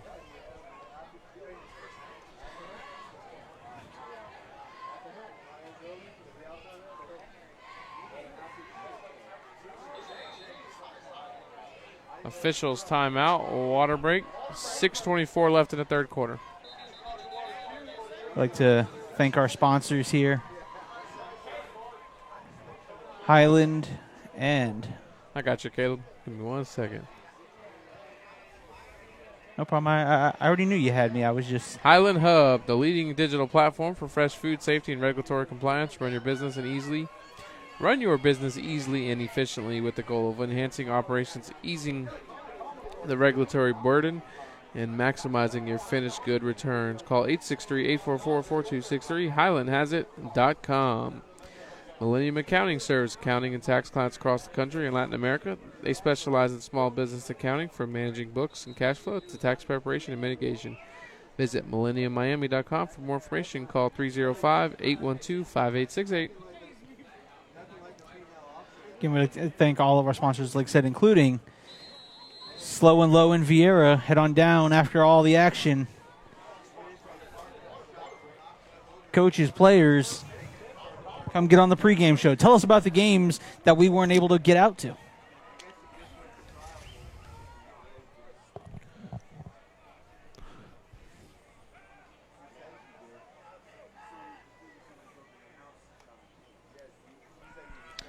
Crooms takes the snap, throws it out. Little comeback on the outside there, Caleb. Incomplete, intended for number 19, Dawson Barbaro. I liked it there. Just got to come up with a catch. Simple as that. Crooms has been very impressive tonight with some of his throws, Caleb. I mean, they're there now. I mean,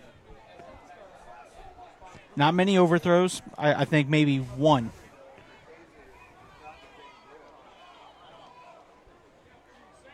Been very accurate tonight. 2nd and 10 for the Commodores. Oh, bad snap. Crooms is going to pick it up and fall on it all the way back on their own 42-yard line. Caleb, unfortunately, that's a loss of about 22 to 24 yards for the Commodores. Let me say this. Great job by Crooms just to dive on it. Because sometimes as a player, as an athlete, you get, I can make something happen, and then even worse things, tend to follow. So get on it, fall on it.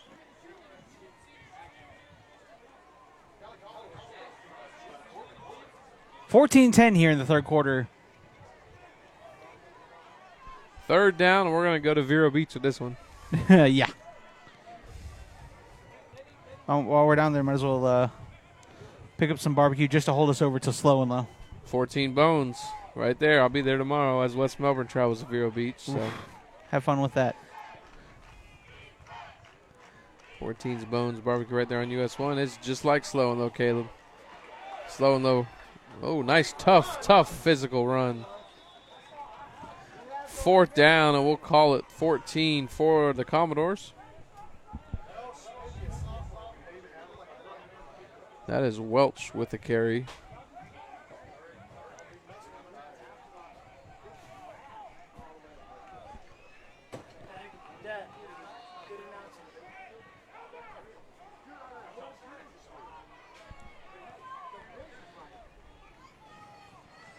Crooms sends a man in motion.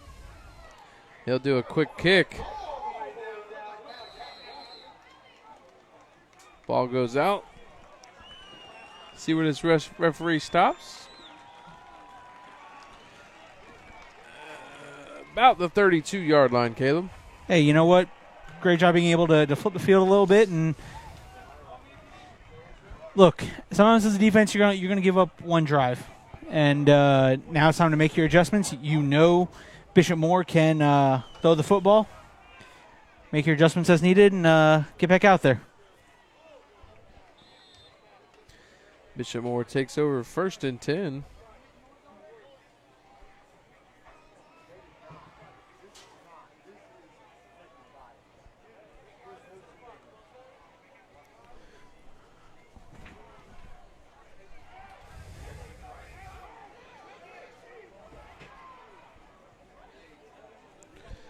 Will is lined up in the gun. Sends a man in motion, fakes jet sweep, throws a quick to the left side. Number 15 catches. He's down. Great tackle by Rajon Blackman. Gain of 2 for the Hornets. Hey, Caleb, about that first half, bro. It went quick. This one ain't so much. I told you. I won't throw something at you now because I need you. I can't promise you anything in the parking lot. Just push me down the stairs. Will sends the man in motion again. He's going to give jet sweep 14. Eau Gallie's right there. A loss of 2. 3rd down and 10. Windermere Prep 63-0 over MCC.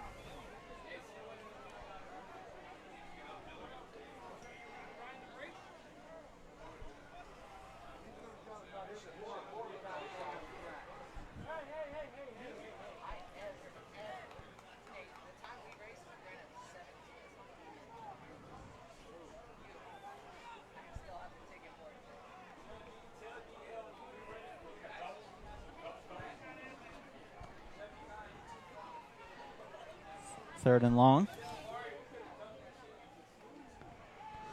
8. Willis with pump fake. He's going to be sacked in the backfield.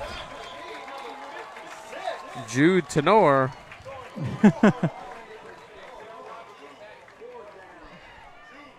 Jude Tenor just doing what he does. He's a problem. I met that young man, obviously, when he was at the Heritage before coming to Eau Gallie, and I was talking to Jamar Chaney, who is now at the University of Florida, was a coach at Mississippi State at the time. I was speaking to him, and he said that young man's going to be special. Yeah. Bishop Moore with the kick. Robert Stafford's going to try to field it. He will field it. Returns it to the 41-yard line of Bishop Moore. Caleb, I think that was a matter of Robert Stafford wanting the football in his hands. Yeah, he did, and because everyone else is yelling, Peter, get away from it. Let it die right there. Harmony 13, Palm Bay 6. Oof. Look, that Palm Bay team's good, and that Harmony team, the running back they have, he's scary.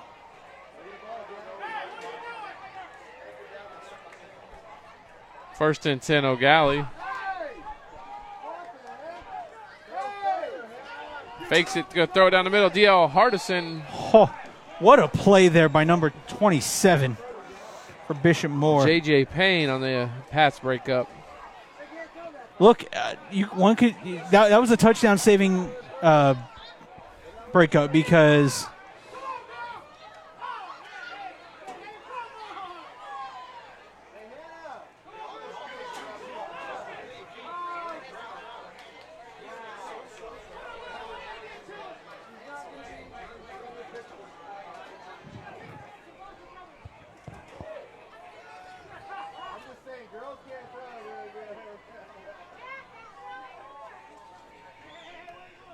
Crooms out of the gun. Hands off the middle to Williams. Gain of, we'll call it 3. 3rd down and 7 for Eau Gallie. 2:11 left in the third quarter. STA, St. Thomas 42, Cocoa 7. Coco got on the board. Rock 27-0 over Vieira.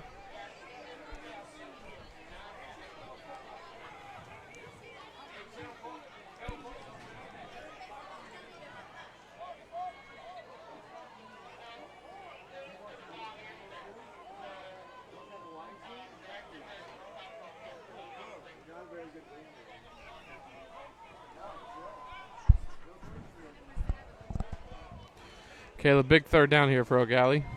Absolutely. Crooms with the throw outside to Hardison. Makes a man miss.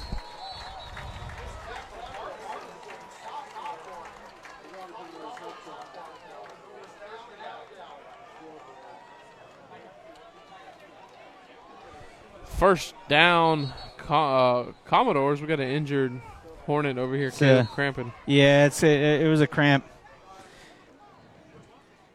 And the reason I can say that with absolute is as soon as he stepped out of bounds, he went down, and as soon as he went down, he immediately grabbed the calf muscle. Yeah.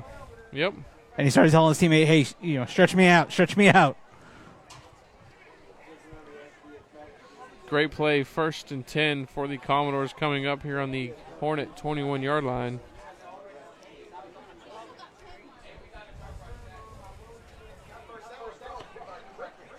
$1:20 left in the third quarter. Again, after all the action's done, come on down to Slow and Low Barbecue. Enjoy some great barbecue, great drinks.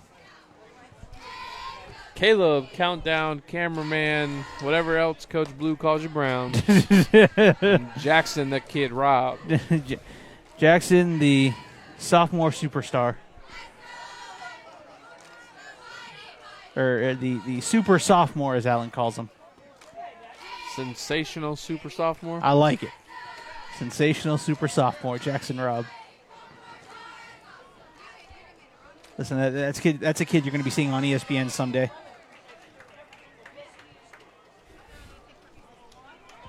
Confirmation, Heritage is down 10-0. I'll leave the rest of that text message out. Yeah.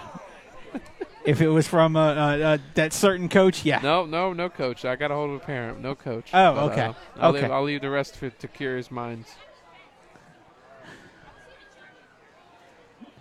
You know what they say about Treasure Coast, right, Caleb? Yeah. Yeah, well, there you go. Gotcha.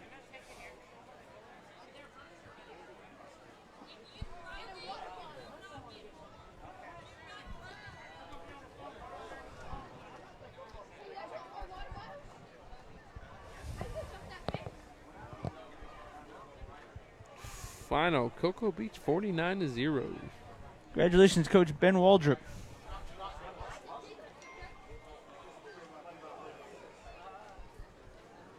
$49-0.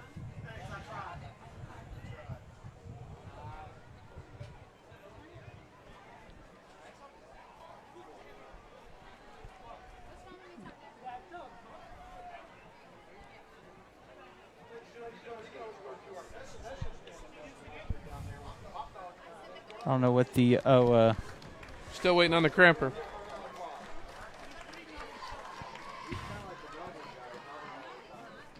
He's up and moving. Good to see.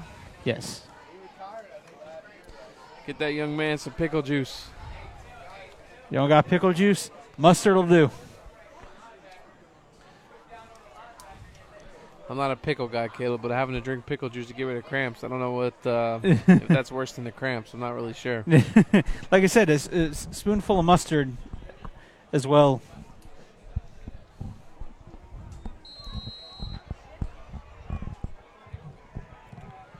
All right, we're back. 1st and 10, Commodores.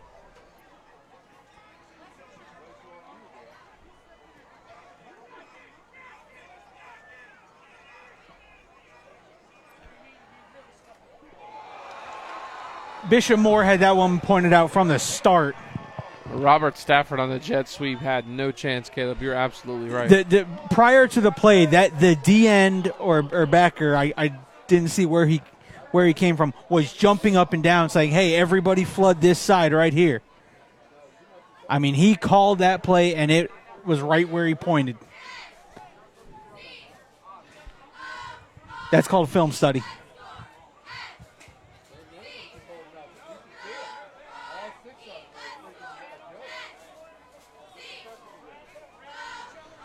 right, 2nd and 14 for the Commodores. 15 seconds left. Crooms rolls out left. He's going to scramble. He's going to slide down. And, wow, Bishop Moore guys just ran right smack into each other. I mean, if I haven't seen helmet to helmet on your own teammate, that was it right there. They knocked each other out.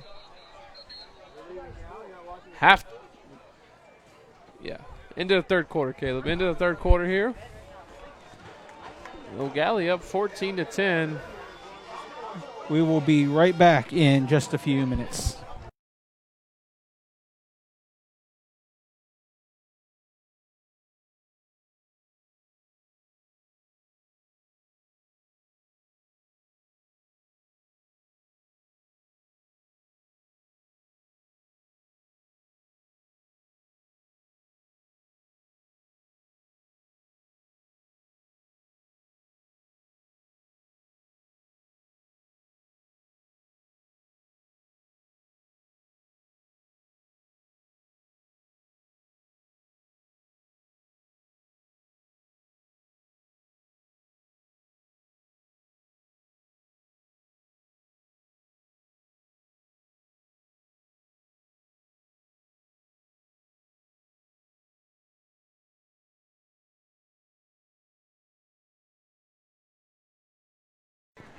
Not because I like them, just because it's stuck in my head. And we're back live here on the Brevard Sports Network. 3rd and 15 for the Commodores. Said that song was stuck in your head?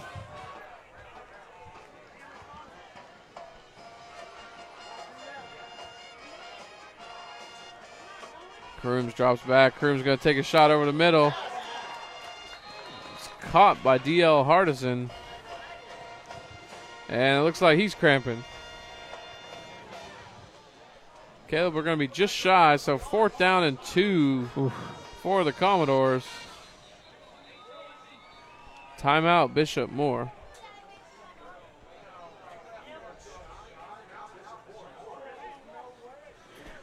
Merritt Island 28, Astronaut 0. It's a good one there for Tyler Murray. His first career win as a head coach of the Mustangs. I apologize. We have an injured Hornet as well. It also looks to be a cramp. Look, you know, for anyone who hasn't played, those cramps will sometimes hit at just the worst times. No matter how much you hydrate, you can hydrate all you want, but when your body's just exuding that sweat and you get going, it's this Florida humidity is something else.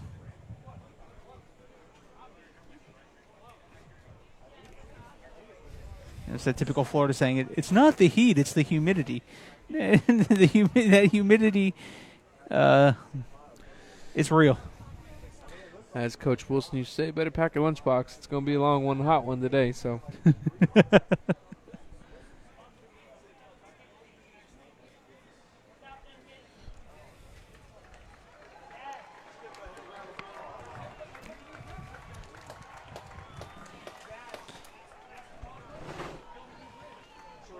And we're back here, so 4th and about 3.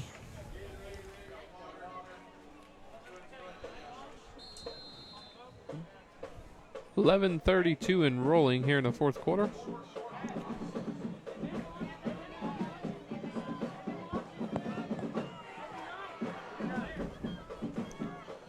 Crooms going to throw it in. Got a slant. That's Robert Stafford. Touchdown, Commodores.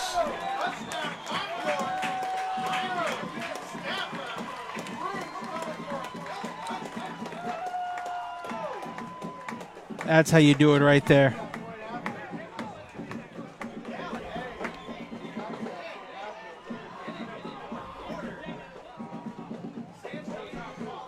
Great throw by Jamari Crooms. Just throwing dimes tonight. And, you know, you expect those type of plays from a young man like Robert Stafford. D.L. Harson's going to keep it. Going to throw a jump pass. That's intercepted. Fumbled. recovered back by Bishop Moore. Extra point no good, so it's 20-10. 11-18 in the fourth quarter. Eau Gallie's up. And look, that's a score Eau Gallie needed. Take the lead back up to 10. 11-18 left to go in the fourth.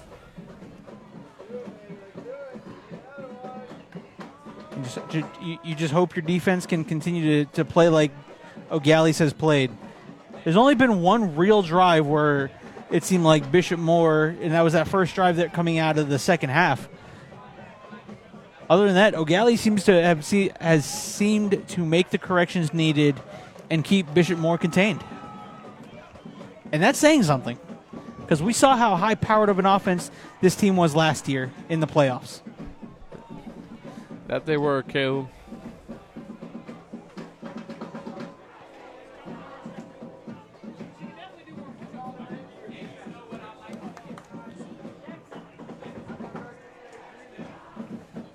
By the way, big kudos to the Eau Gallie offensive line, who've been giving Crooms so much time to throw. Yeah, I think he's been pressured maybe once tonight.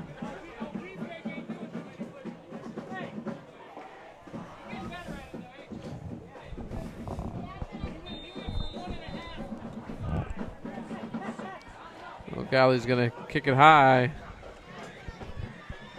Number 19 fielded it. Brought down immediately at the 28-yard line. Jaden Kirkland for Bishop Moore.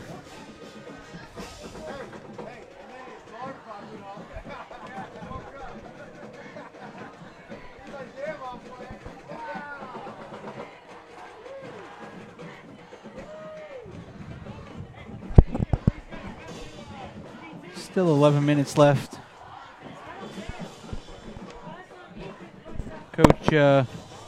Coach Sands on the field. Trying to figure out something from the officials.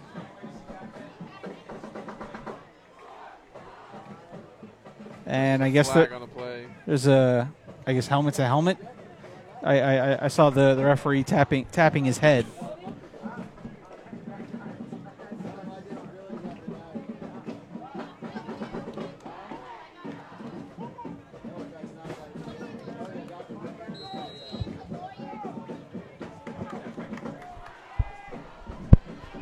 Harmony 13, Palm Bay 12. Come on, Palm Bay. Jake Owens. 8 fakes it. He's going to try to run it up the gut. Nice little 8-yard run by number 8, Willis. Number 848.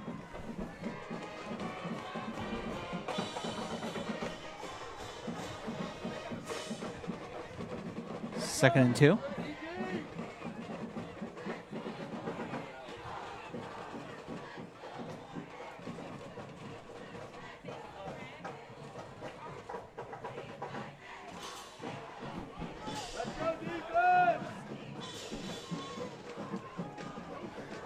There goes number 3 up the gut. He gets one. Caleb, that Commodore defensive line is big time. They've stepped up tonight. Look, we said from the outset that that was going to be the challenge for Eau Gallie. Was we knew what Bishop Moore wants to do. They want to run the football, and Eau Gallie's D-line has stepped up and said, "You might want to try a different route." They fake it up the gut. Caleb run backside. Robert Stafford is right there for a loss, and now we got a flag on the play. We're going to get a taunting call. Yeah. You know, look, like Alan and I were talking with the Gators, the University of Florida.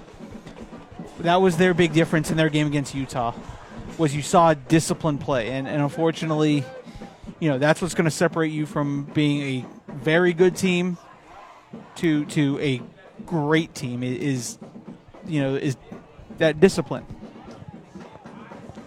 Look, unsportsmanlike on the Commodores. Look, Caleb, it was a great play by Stafford. You just can't stand over the young man. Right, and that's the only, that's the coaching moment that Coach Sands will talk to him about when they're watching film. look, that was an awesome play, but do it again. You don't want to stand over the young man. Just make that play again.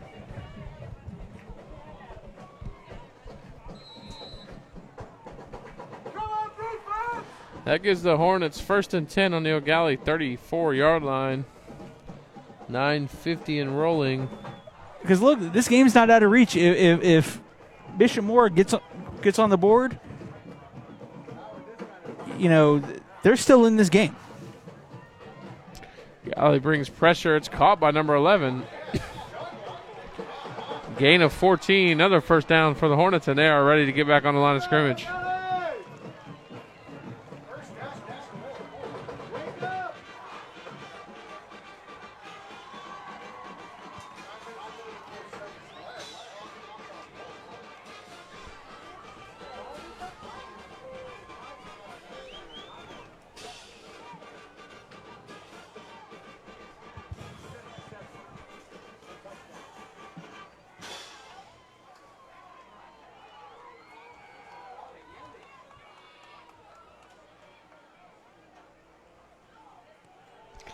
Eau Gallie right there on the jet sweep.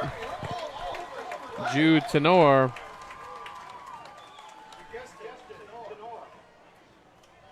Jude Tenor and Robert Stafford.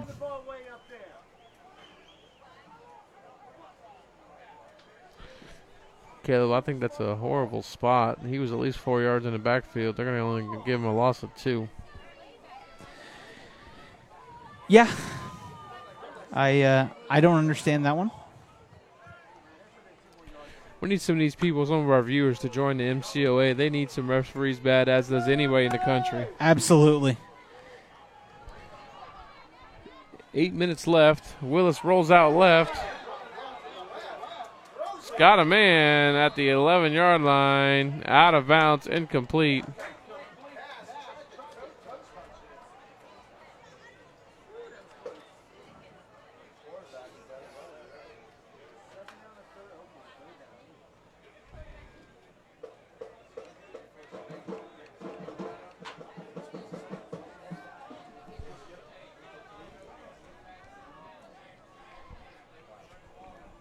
.806 left to go here in the game. Following the game's action, head on over to Slow and Low. Come enjoy great barbecue, great drinks, and come enjoy live the BSN Friday Night Lights post-game show from Slow and Low in Vieira. Trey Thompson says Melbourne 24-0 over Satellite. I see you, Coach Trey. Bring some of that energy tomorrow for me.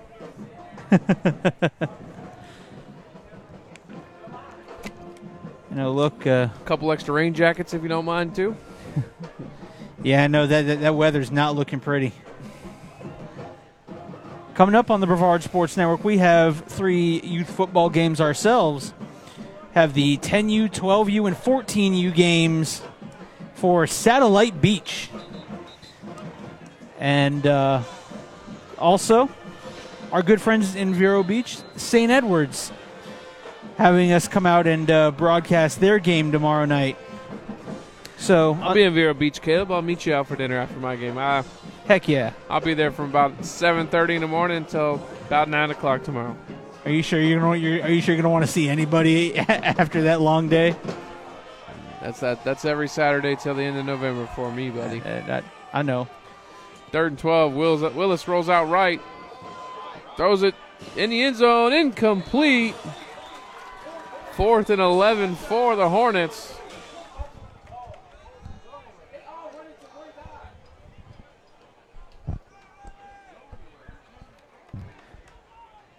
This will be another big 4th down stop for the Commodores.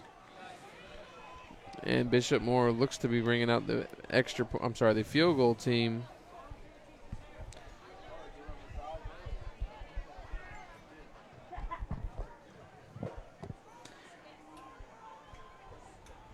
Not a bad option either.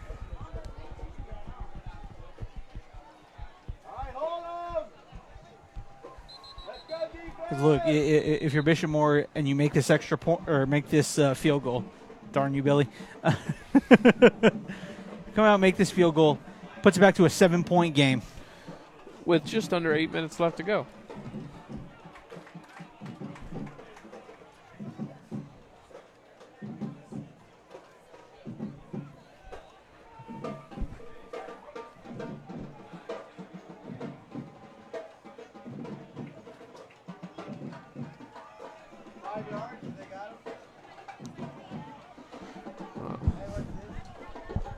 I'm not sure what just happened.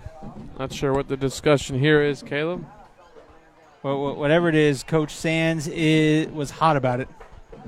I think he was caught. There we go. There's the penalty. Was an eligible lineman downfield.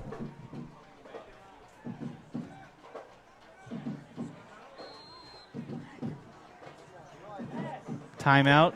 I haven't seen him signal timeout. He just blew the ready-to-play whistle. So. And they all walk to the sideline. I think he's bringing the offense back.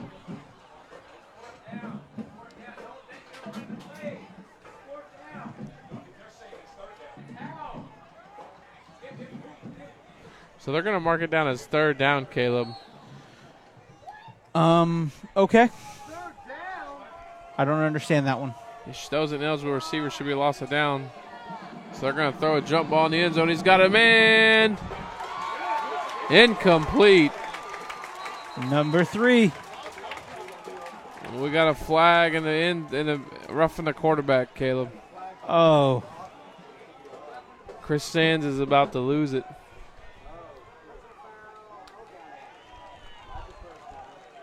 Yeah.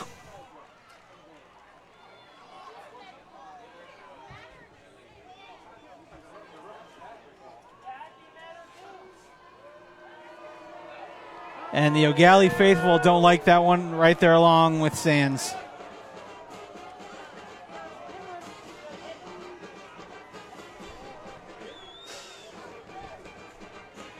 I didn't see it, so I can't say nothing about it. Yeah, I looked downfield. I missed it, but I saw when I turned my head back, the quarterback was missing his helmet, and there was a flag laying next to him.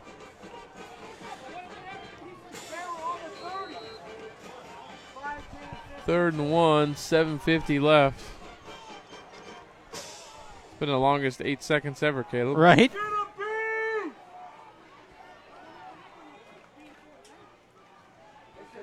Will's going to keep it. Will's going to keep it. He's going to be in. Touchdown, Bishop Moore.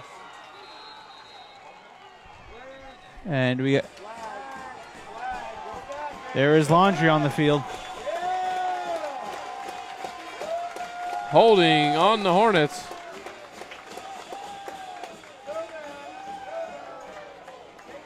This will be the 17th third down of the drive.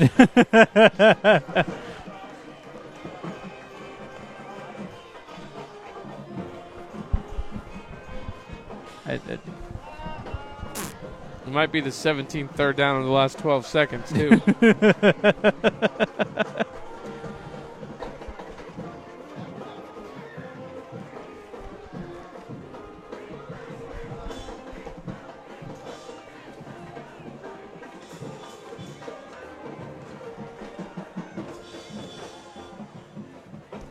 So here we are, Caleb. 3rd down and 7 for the Hornets. And now there's another stoppage as the refs are talking to each other.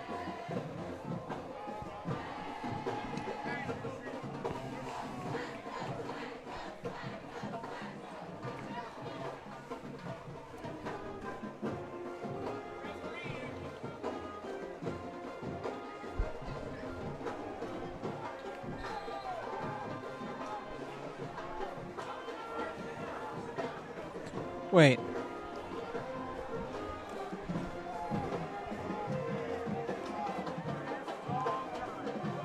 That coaching staff is not happy with. Well, now they just call 1st down. Now we got another holding penalty. Wait a minute. It just went from 3rd down to 1st down, but they're trying to say that it was a roughing the passer, so it was a 1st down. But I don't believe that roughing the passer is an automatic first, only roughing the kicker is. Somehow it's 1st and 7 for Bishop Moore. Now we got a holding, so it'll be 1st and 17. Your guess is as good as mine, Caleb. Look, again, we're not here to, criticize. We're just we're asking for explanations. That's all we're doing. Explanations and yeah.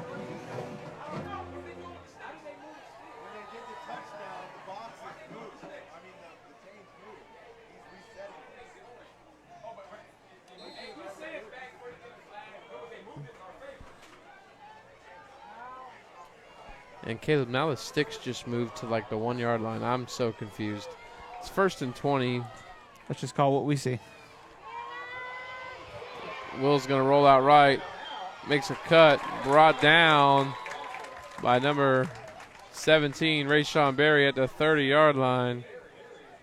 So for Bishop Moore to get a first down, they essentially got to get to the 1 yard line. Is that what we're going to call that? I mean, that's, I guess, what we got to call it. The half-yard line? I mean, Well, let's just say the one. the sequence of events there is surely that's why we're up here, Caleb. That's all right. Right. No one cares what we got to say. 6:55, 2nd and 22. Wills is looking. Wills is rolling. Wills is going to roll out. And he's going to get back to the line of scrimmage.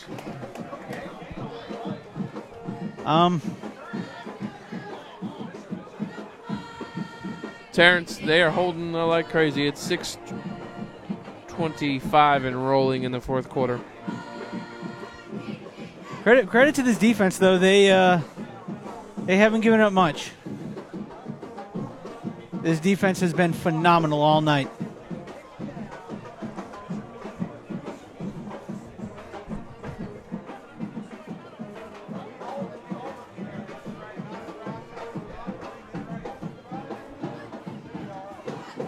So this is 3rd down now, right? Again, yes. Will's going to try throwing a screen. Nowhere for him to go.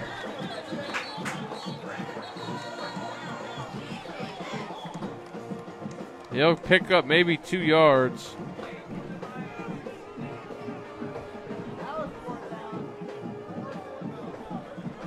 And now we're finally arrived to 4th down, Caleb.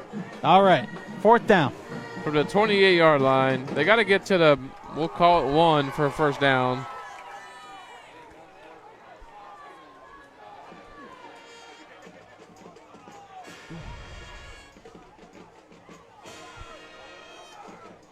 Let's go, Gallie! Let's go, D!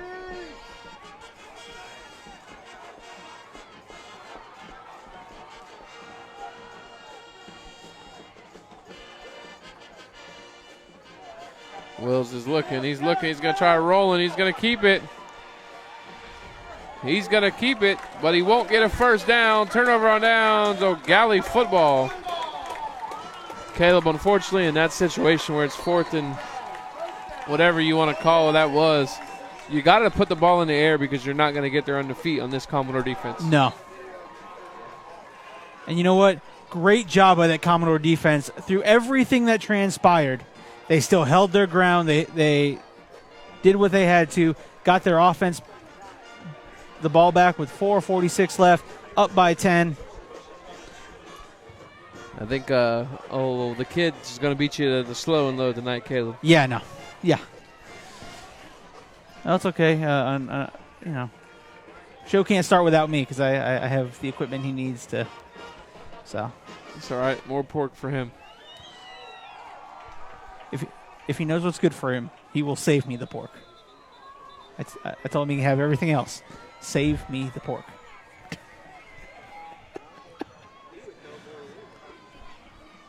Commodores take over 1st and 10 on their own 16-yard line.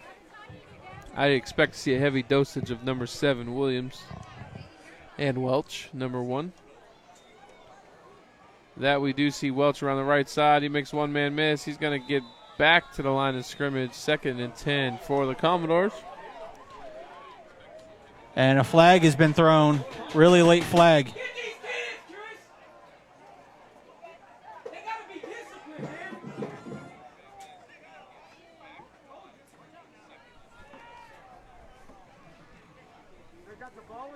Unsportsmanlike on Eau Gallie.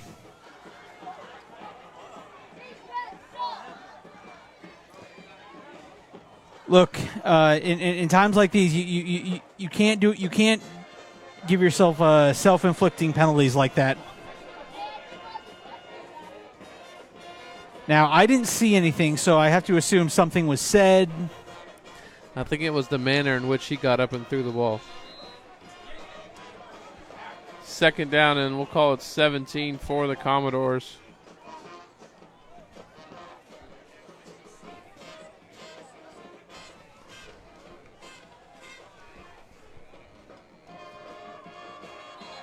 And we got more flags. And unfortunately, I think for Eau Gallie, they move first.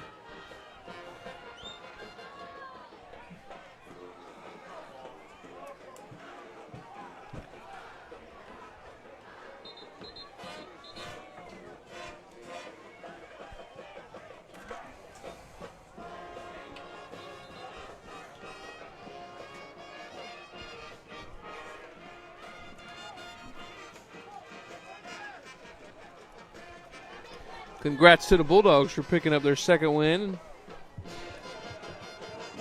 Coach David Kintai and Yep. that coaching staff. Rockets 41-0 Vieira, so it's 5-yard loss for Eau Gallie on the false start. Second and a trip to Disney World. Looks like we're going to have to add time back onto the clock.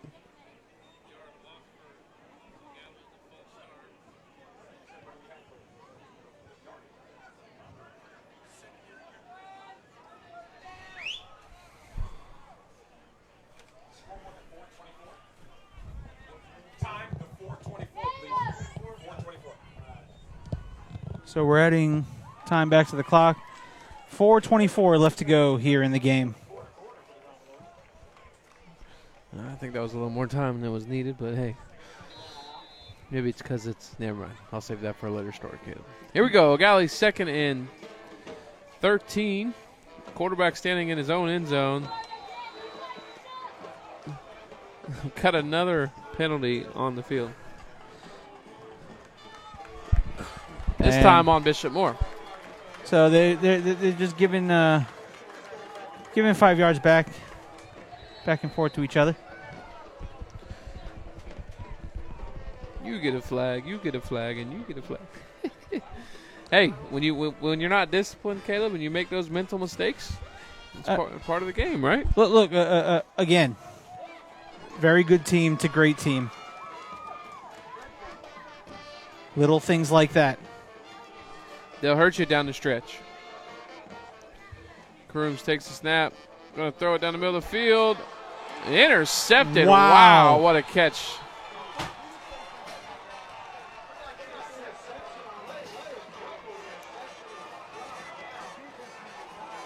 Look, that was just great climbing the ladder and grabbing that one.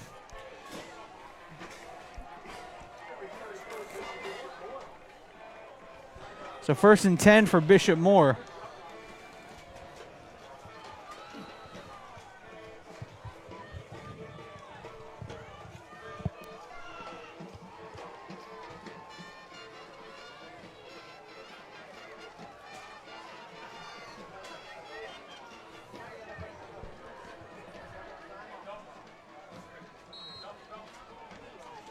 So the defense is going to need to come up with another stop here. Harmony gets the win over Palm Bay, 13-12. Wills fakes the jet sweep. We're going to have a... Woo! Wow. You saw what I saw. Yep. Escaped with one there. Loss of 3. Actually, it's going to be a loss of 5. And Bishop Moore trying to make their case. Eau Gallie got away with a face mask there.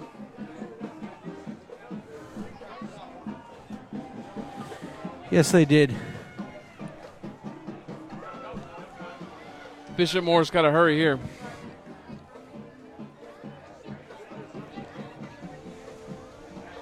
Quarterback draw. Stays inbounds. just shy of a first down. Nope, they're going to give him the first. So first down for Bishop Moore. 2:40 in counting. First and 10 from the 12. If you're Bishop Moore, though, you need to get in the end zone now. I'll expect to see another quarterback draw, Caleb. It's the only success they've had running the football tonight. He's got nowhere to go. He's going to throw it up. Almost intercepted.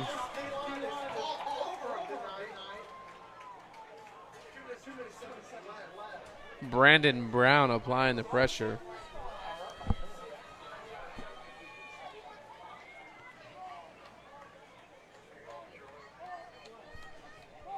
.220. Second and 10 from the 12-yard line for Bishop Moore.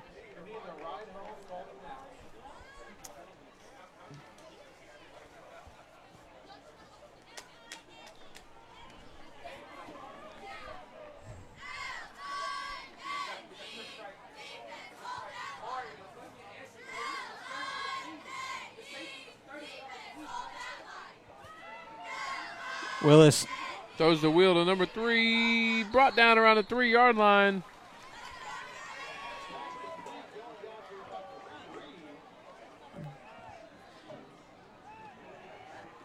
stopping the clock to move the chains. Not a first down. He's short. They're going to say that he was out, even though I believe he was tackled in bounds. That's the argument that Eau Gallie's making.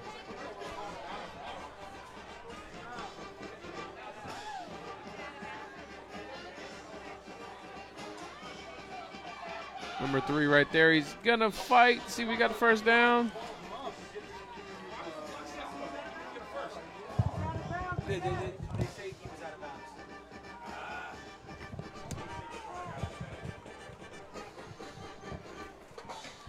bounds. Fourth and short, Caleb. Here we go. We've seen Eau Gallie's defense step up. Can they do it again? Oh, there's the Sally play. He's there. Touchdown, Bishop Moore. Wow, what a call. Look, perfectly timed. Number 15, Gabriel Diaz on the touchdown run for the Hornets. Well, I think they knew Eau Gallie was going to sell out the middle there, Caleb. Yeah. I mean, 139 left. I think everybody in the stadium knew they were going to sell out the middle. Eau Gallie's got to recover this onside kick, Caleb, and they got to make Bishop Moore burn all 3 timeouts and get a first down.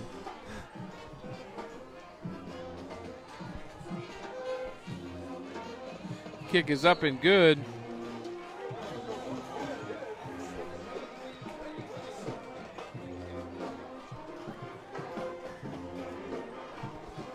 And while we have this break in the action, we'll tell you once again about our amazing sponsors.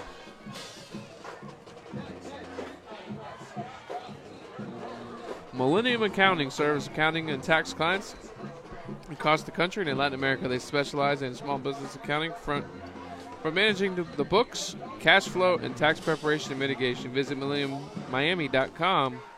Call 305-812-5868 or again, visit MillenniumMiami.com. Highland Hub, the leading digital platform for fresh food safety and regulatory compliance. Run your business easily and efficiently with the goal of enhancing operations, easing the regulatory burden, and maximizing your finished good returns. 863-844-4263. HighlandHasIt.com. All right.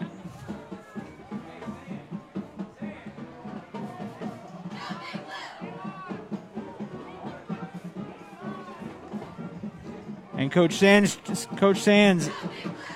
pleading with his hands team. Yeah. Give me the football. That should be a flag. You cannot hit the, as we call it, the A-line defender. Yep. Until the ball has gone 10 yards. Regardless, Eau Gallie recovered it.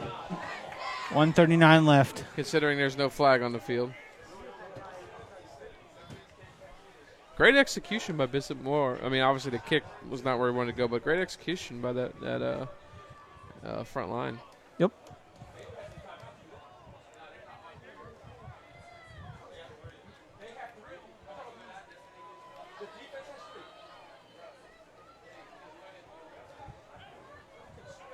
And Caleb, I do believe Bishop Moore has all three. They did call timeout earlier, but the young man was injured, so I believe the referee gave them an injury timeout instead. So 1:39 left in the fourth quarter. Eau Gallie 20, Bishop Moore 17. First and 10 Eau Gallie on their own 40-yard line. Handoff goes number 7, Williams, around the right side. He'll get back to the line of scrimmage. Timeout, Bishop Moore.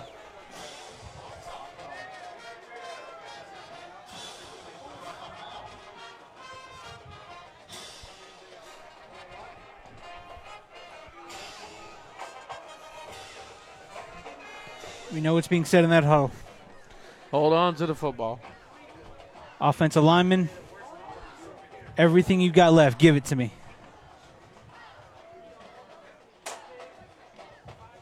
Put your hands on somebody and push.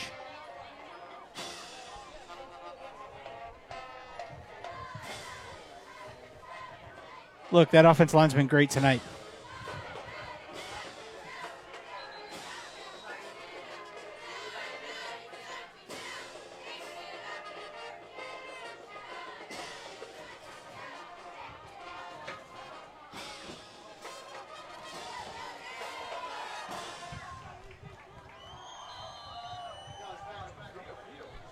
Second and 10 for Eau Gallie.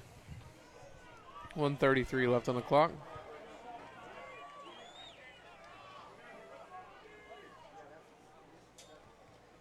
Handoff to Avante Williams on the left side. He's going to fight forward for a gain of 1. Second and 9. Timeout, Bishop Moore.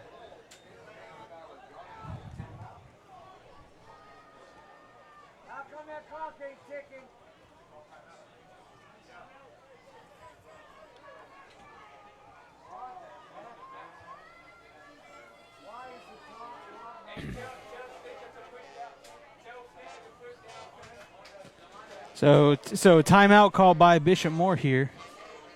They should only have 1 left. So theoretically, a first down wins you the football game.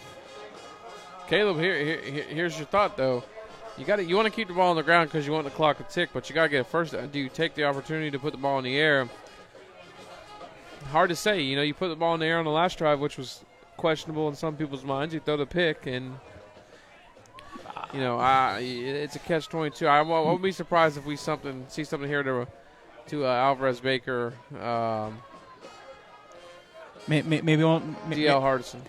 Maybe like a bubble screen. That way you at least get a completion. Well, he's going to stack them outside here, Caleb. So we could see a pump and go, maybe. I mean, I wouldn't be surprised if Coach Sands take a shot. If you're going to throw it, might as well take one.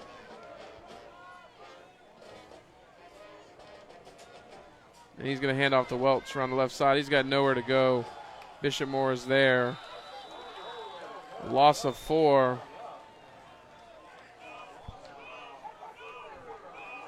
No timeout has been called by Bishop Moore. If you're Sands here, I say you take the delay game and punt it. I wouldn't take the delay, Caleb. I'd let it go down. You got a referee that's going to count down here, and the back judge is going to wave his hand when he gets to that 5. And you know, hey, 2 seconds, go ahead and call me one. Which is what Chris Sands is going to do. He's going to watch this official right here on his near sideline.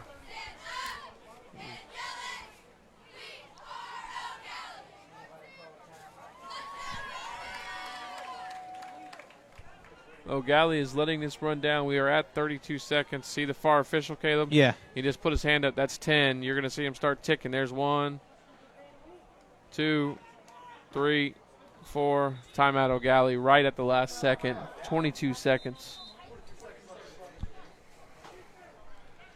Listen, you No play clock here, so you have to watch that back official. When he sticks that hand straight up in the air, that's the 10-second mark for you.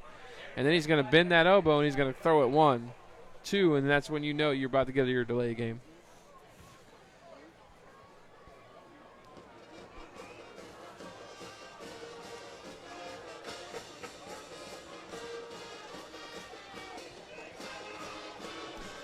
Well, 4th and 14 for the Commodores. 22 seconds left. Caleb Bishopmore's got 2 deep. Eau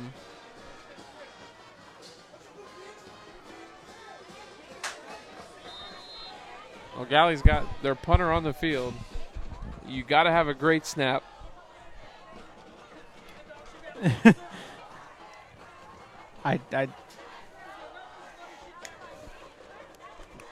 Everything's got to go right here. At the end of the day, you got to have a great snap.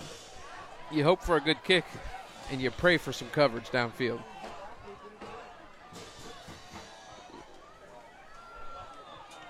Nice punt.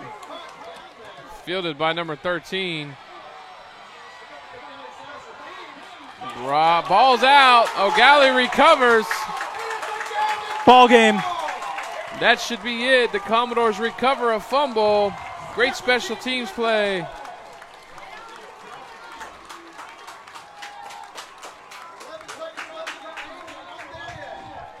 Number 9 on the stick. But that is ball. I mean, look. Eau Gallie won on all 3 sides of the football. Offensively, defensively, and special teams made plays when they needed to. Robert Stafford's kickoff return. Eau Gallie's got stuff to clean up, Caleb. Coach Sands will tell you that. Yes. They got to clean up the penalties. They got to execute better down the stretch. But all in all, you'll take an ugly win over a loss. So absolutely. Eau Gallie should improve to 3-0 here. 11 seconds left. Crooms takes a knees. That should be the final play of the game. Eau Gallie 3-0 with a big win over Bishop Moore, 20-17. Caleb, final thoughts here? Great game. Great game by both squads for Eau Gallie. Again, like you said, stuff to clean up, but at the end of the day, the defense showed why they are one of the best. Caleb, the final here, Eau Gallie 20, Bishop Moore 17. Commodores improved to 3-0. Thank you for tuning in to the Brevard Sports Network. Make sure you tune in to the post-game show at Slow and Low Barbecue with Caleb and the kid, Jackson Robb. Have a good night. Come on out to Slow and Low. Come see us.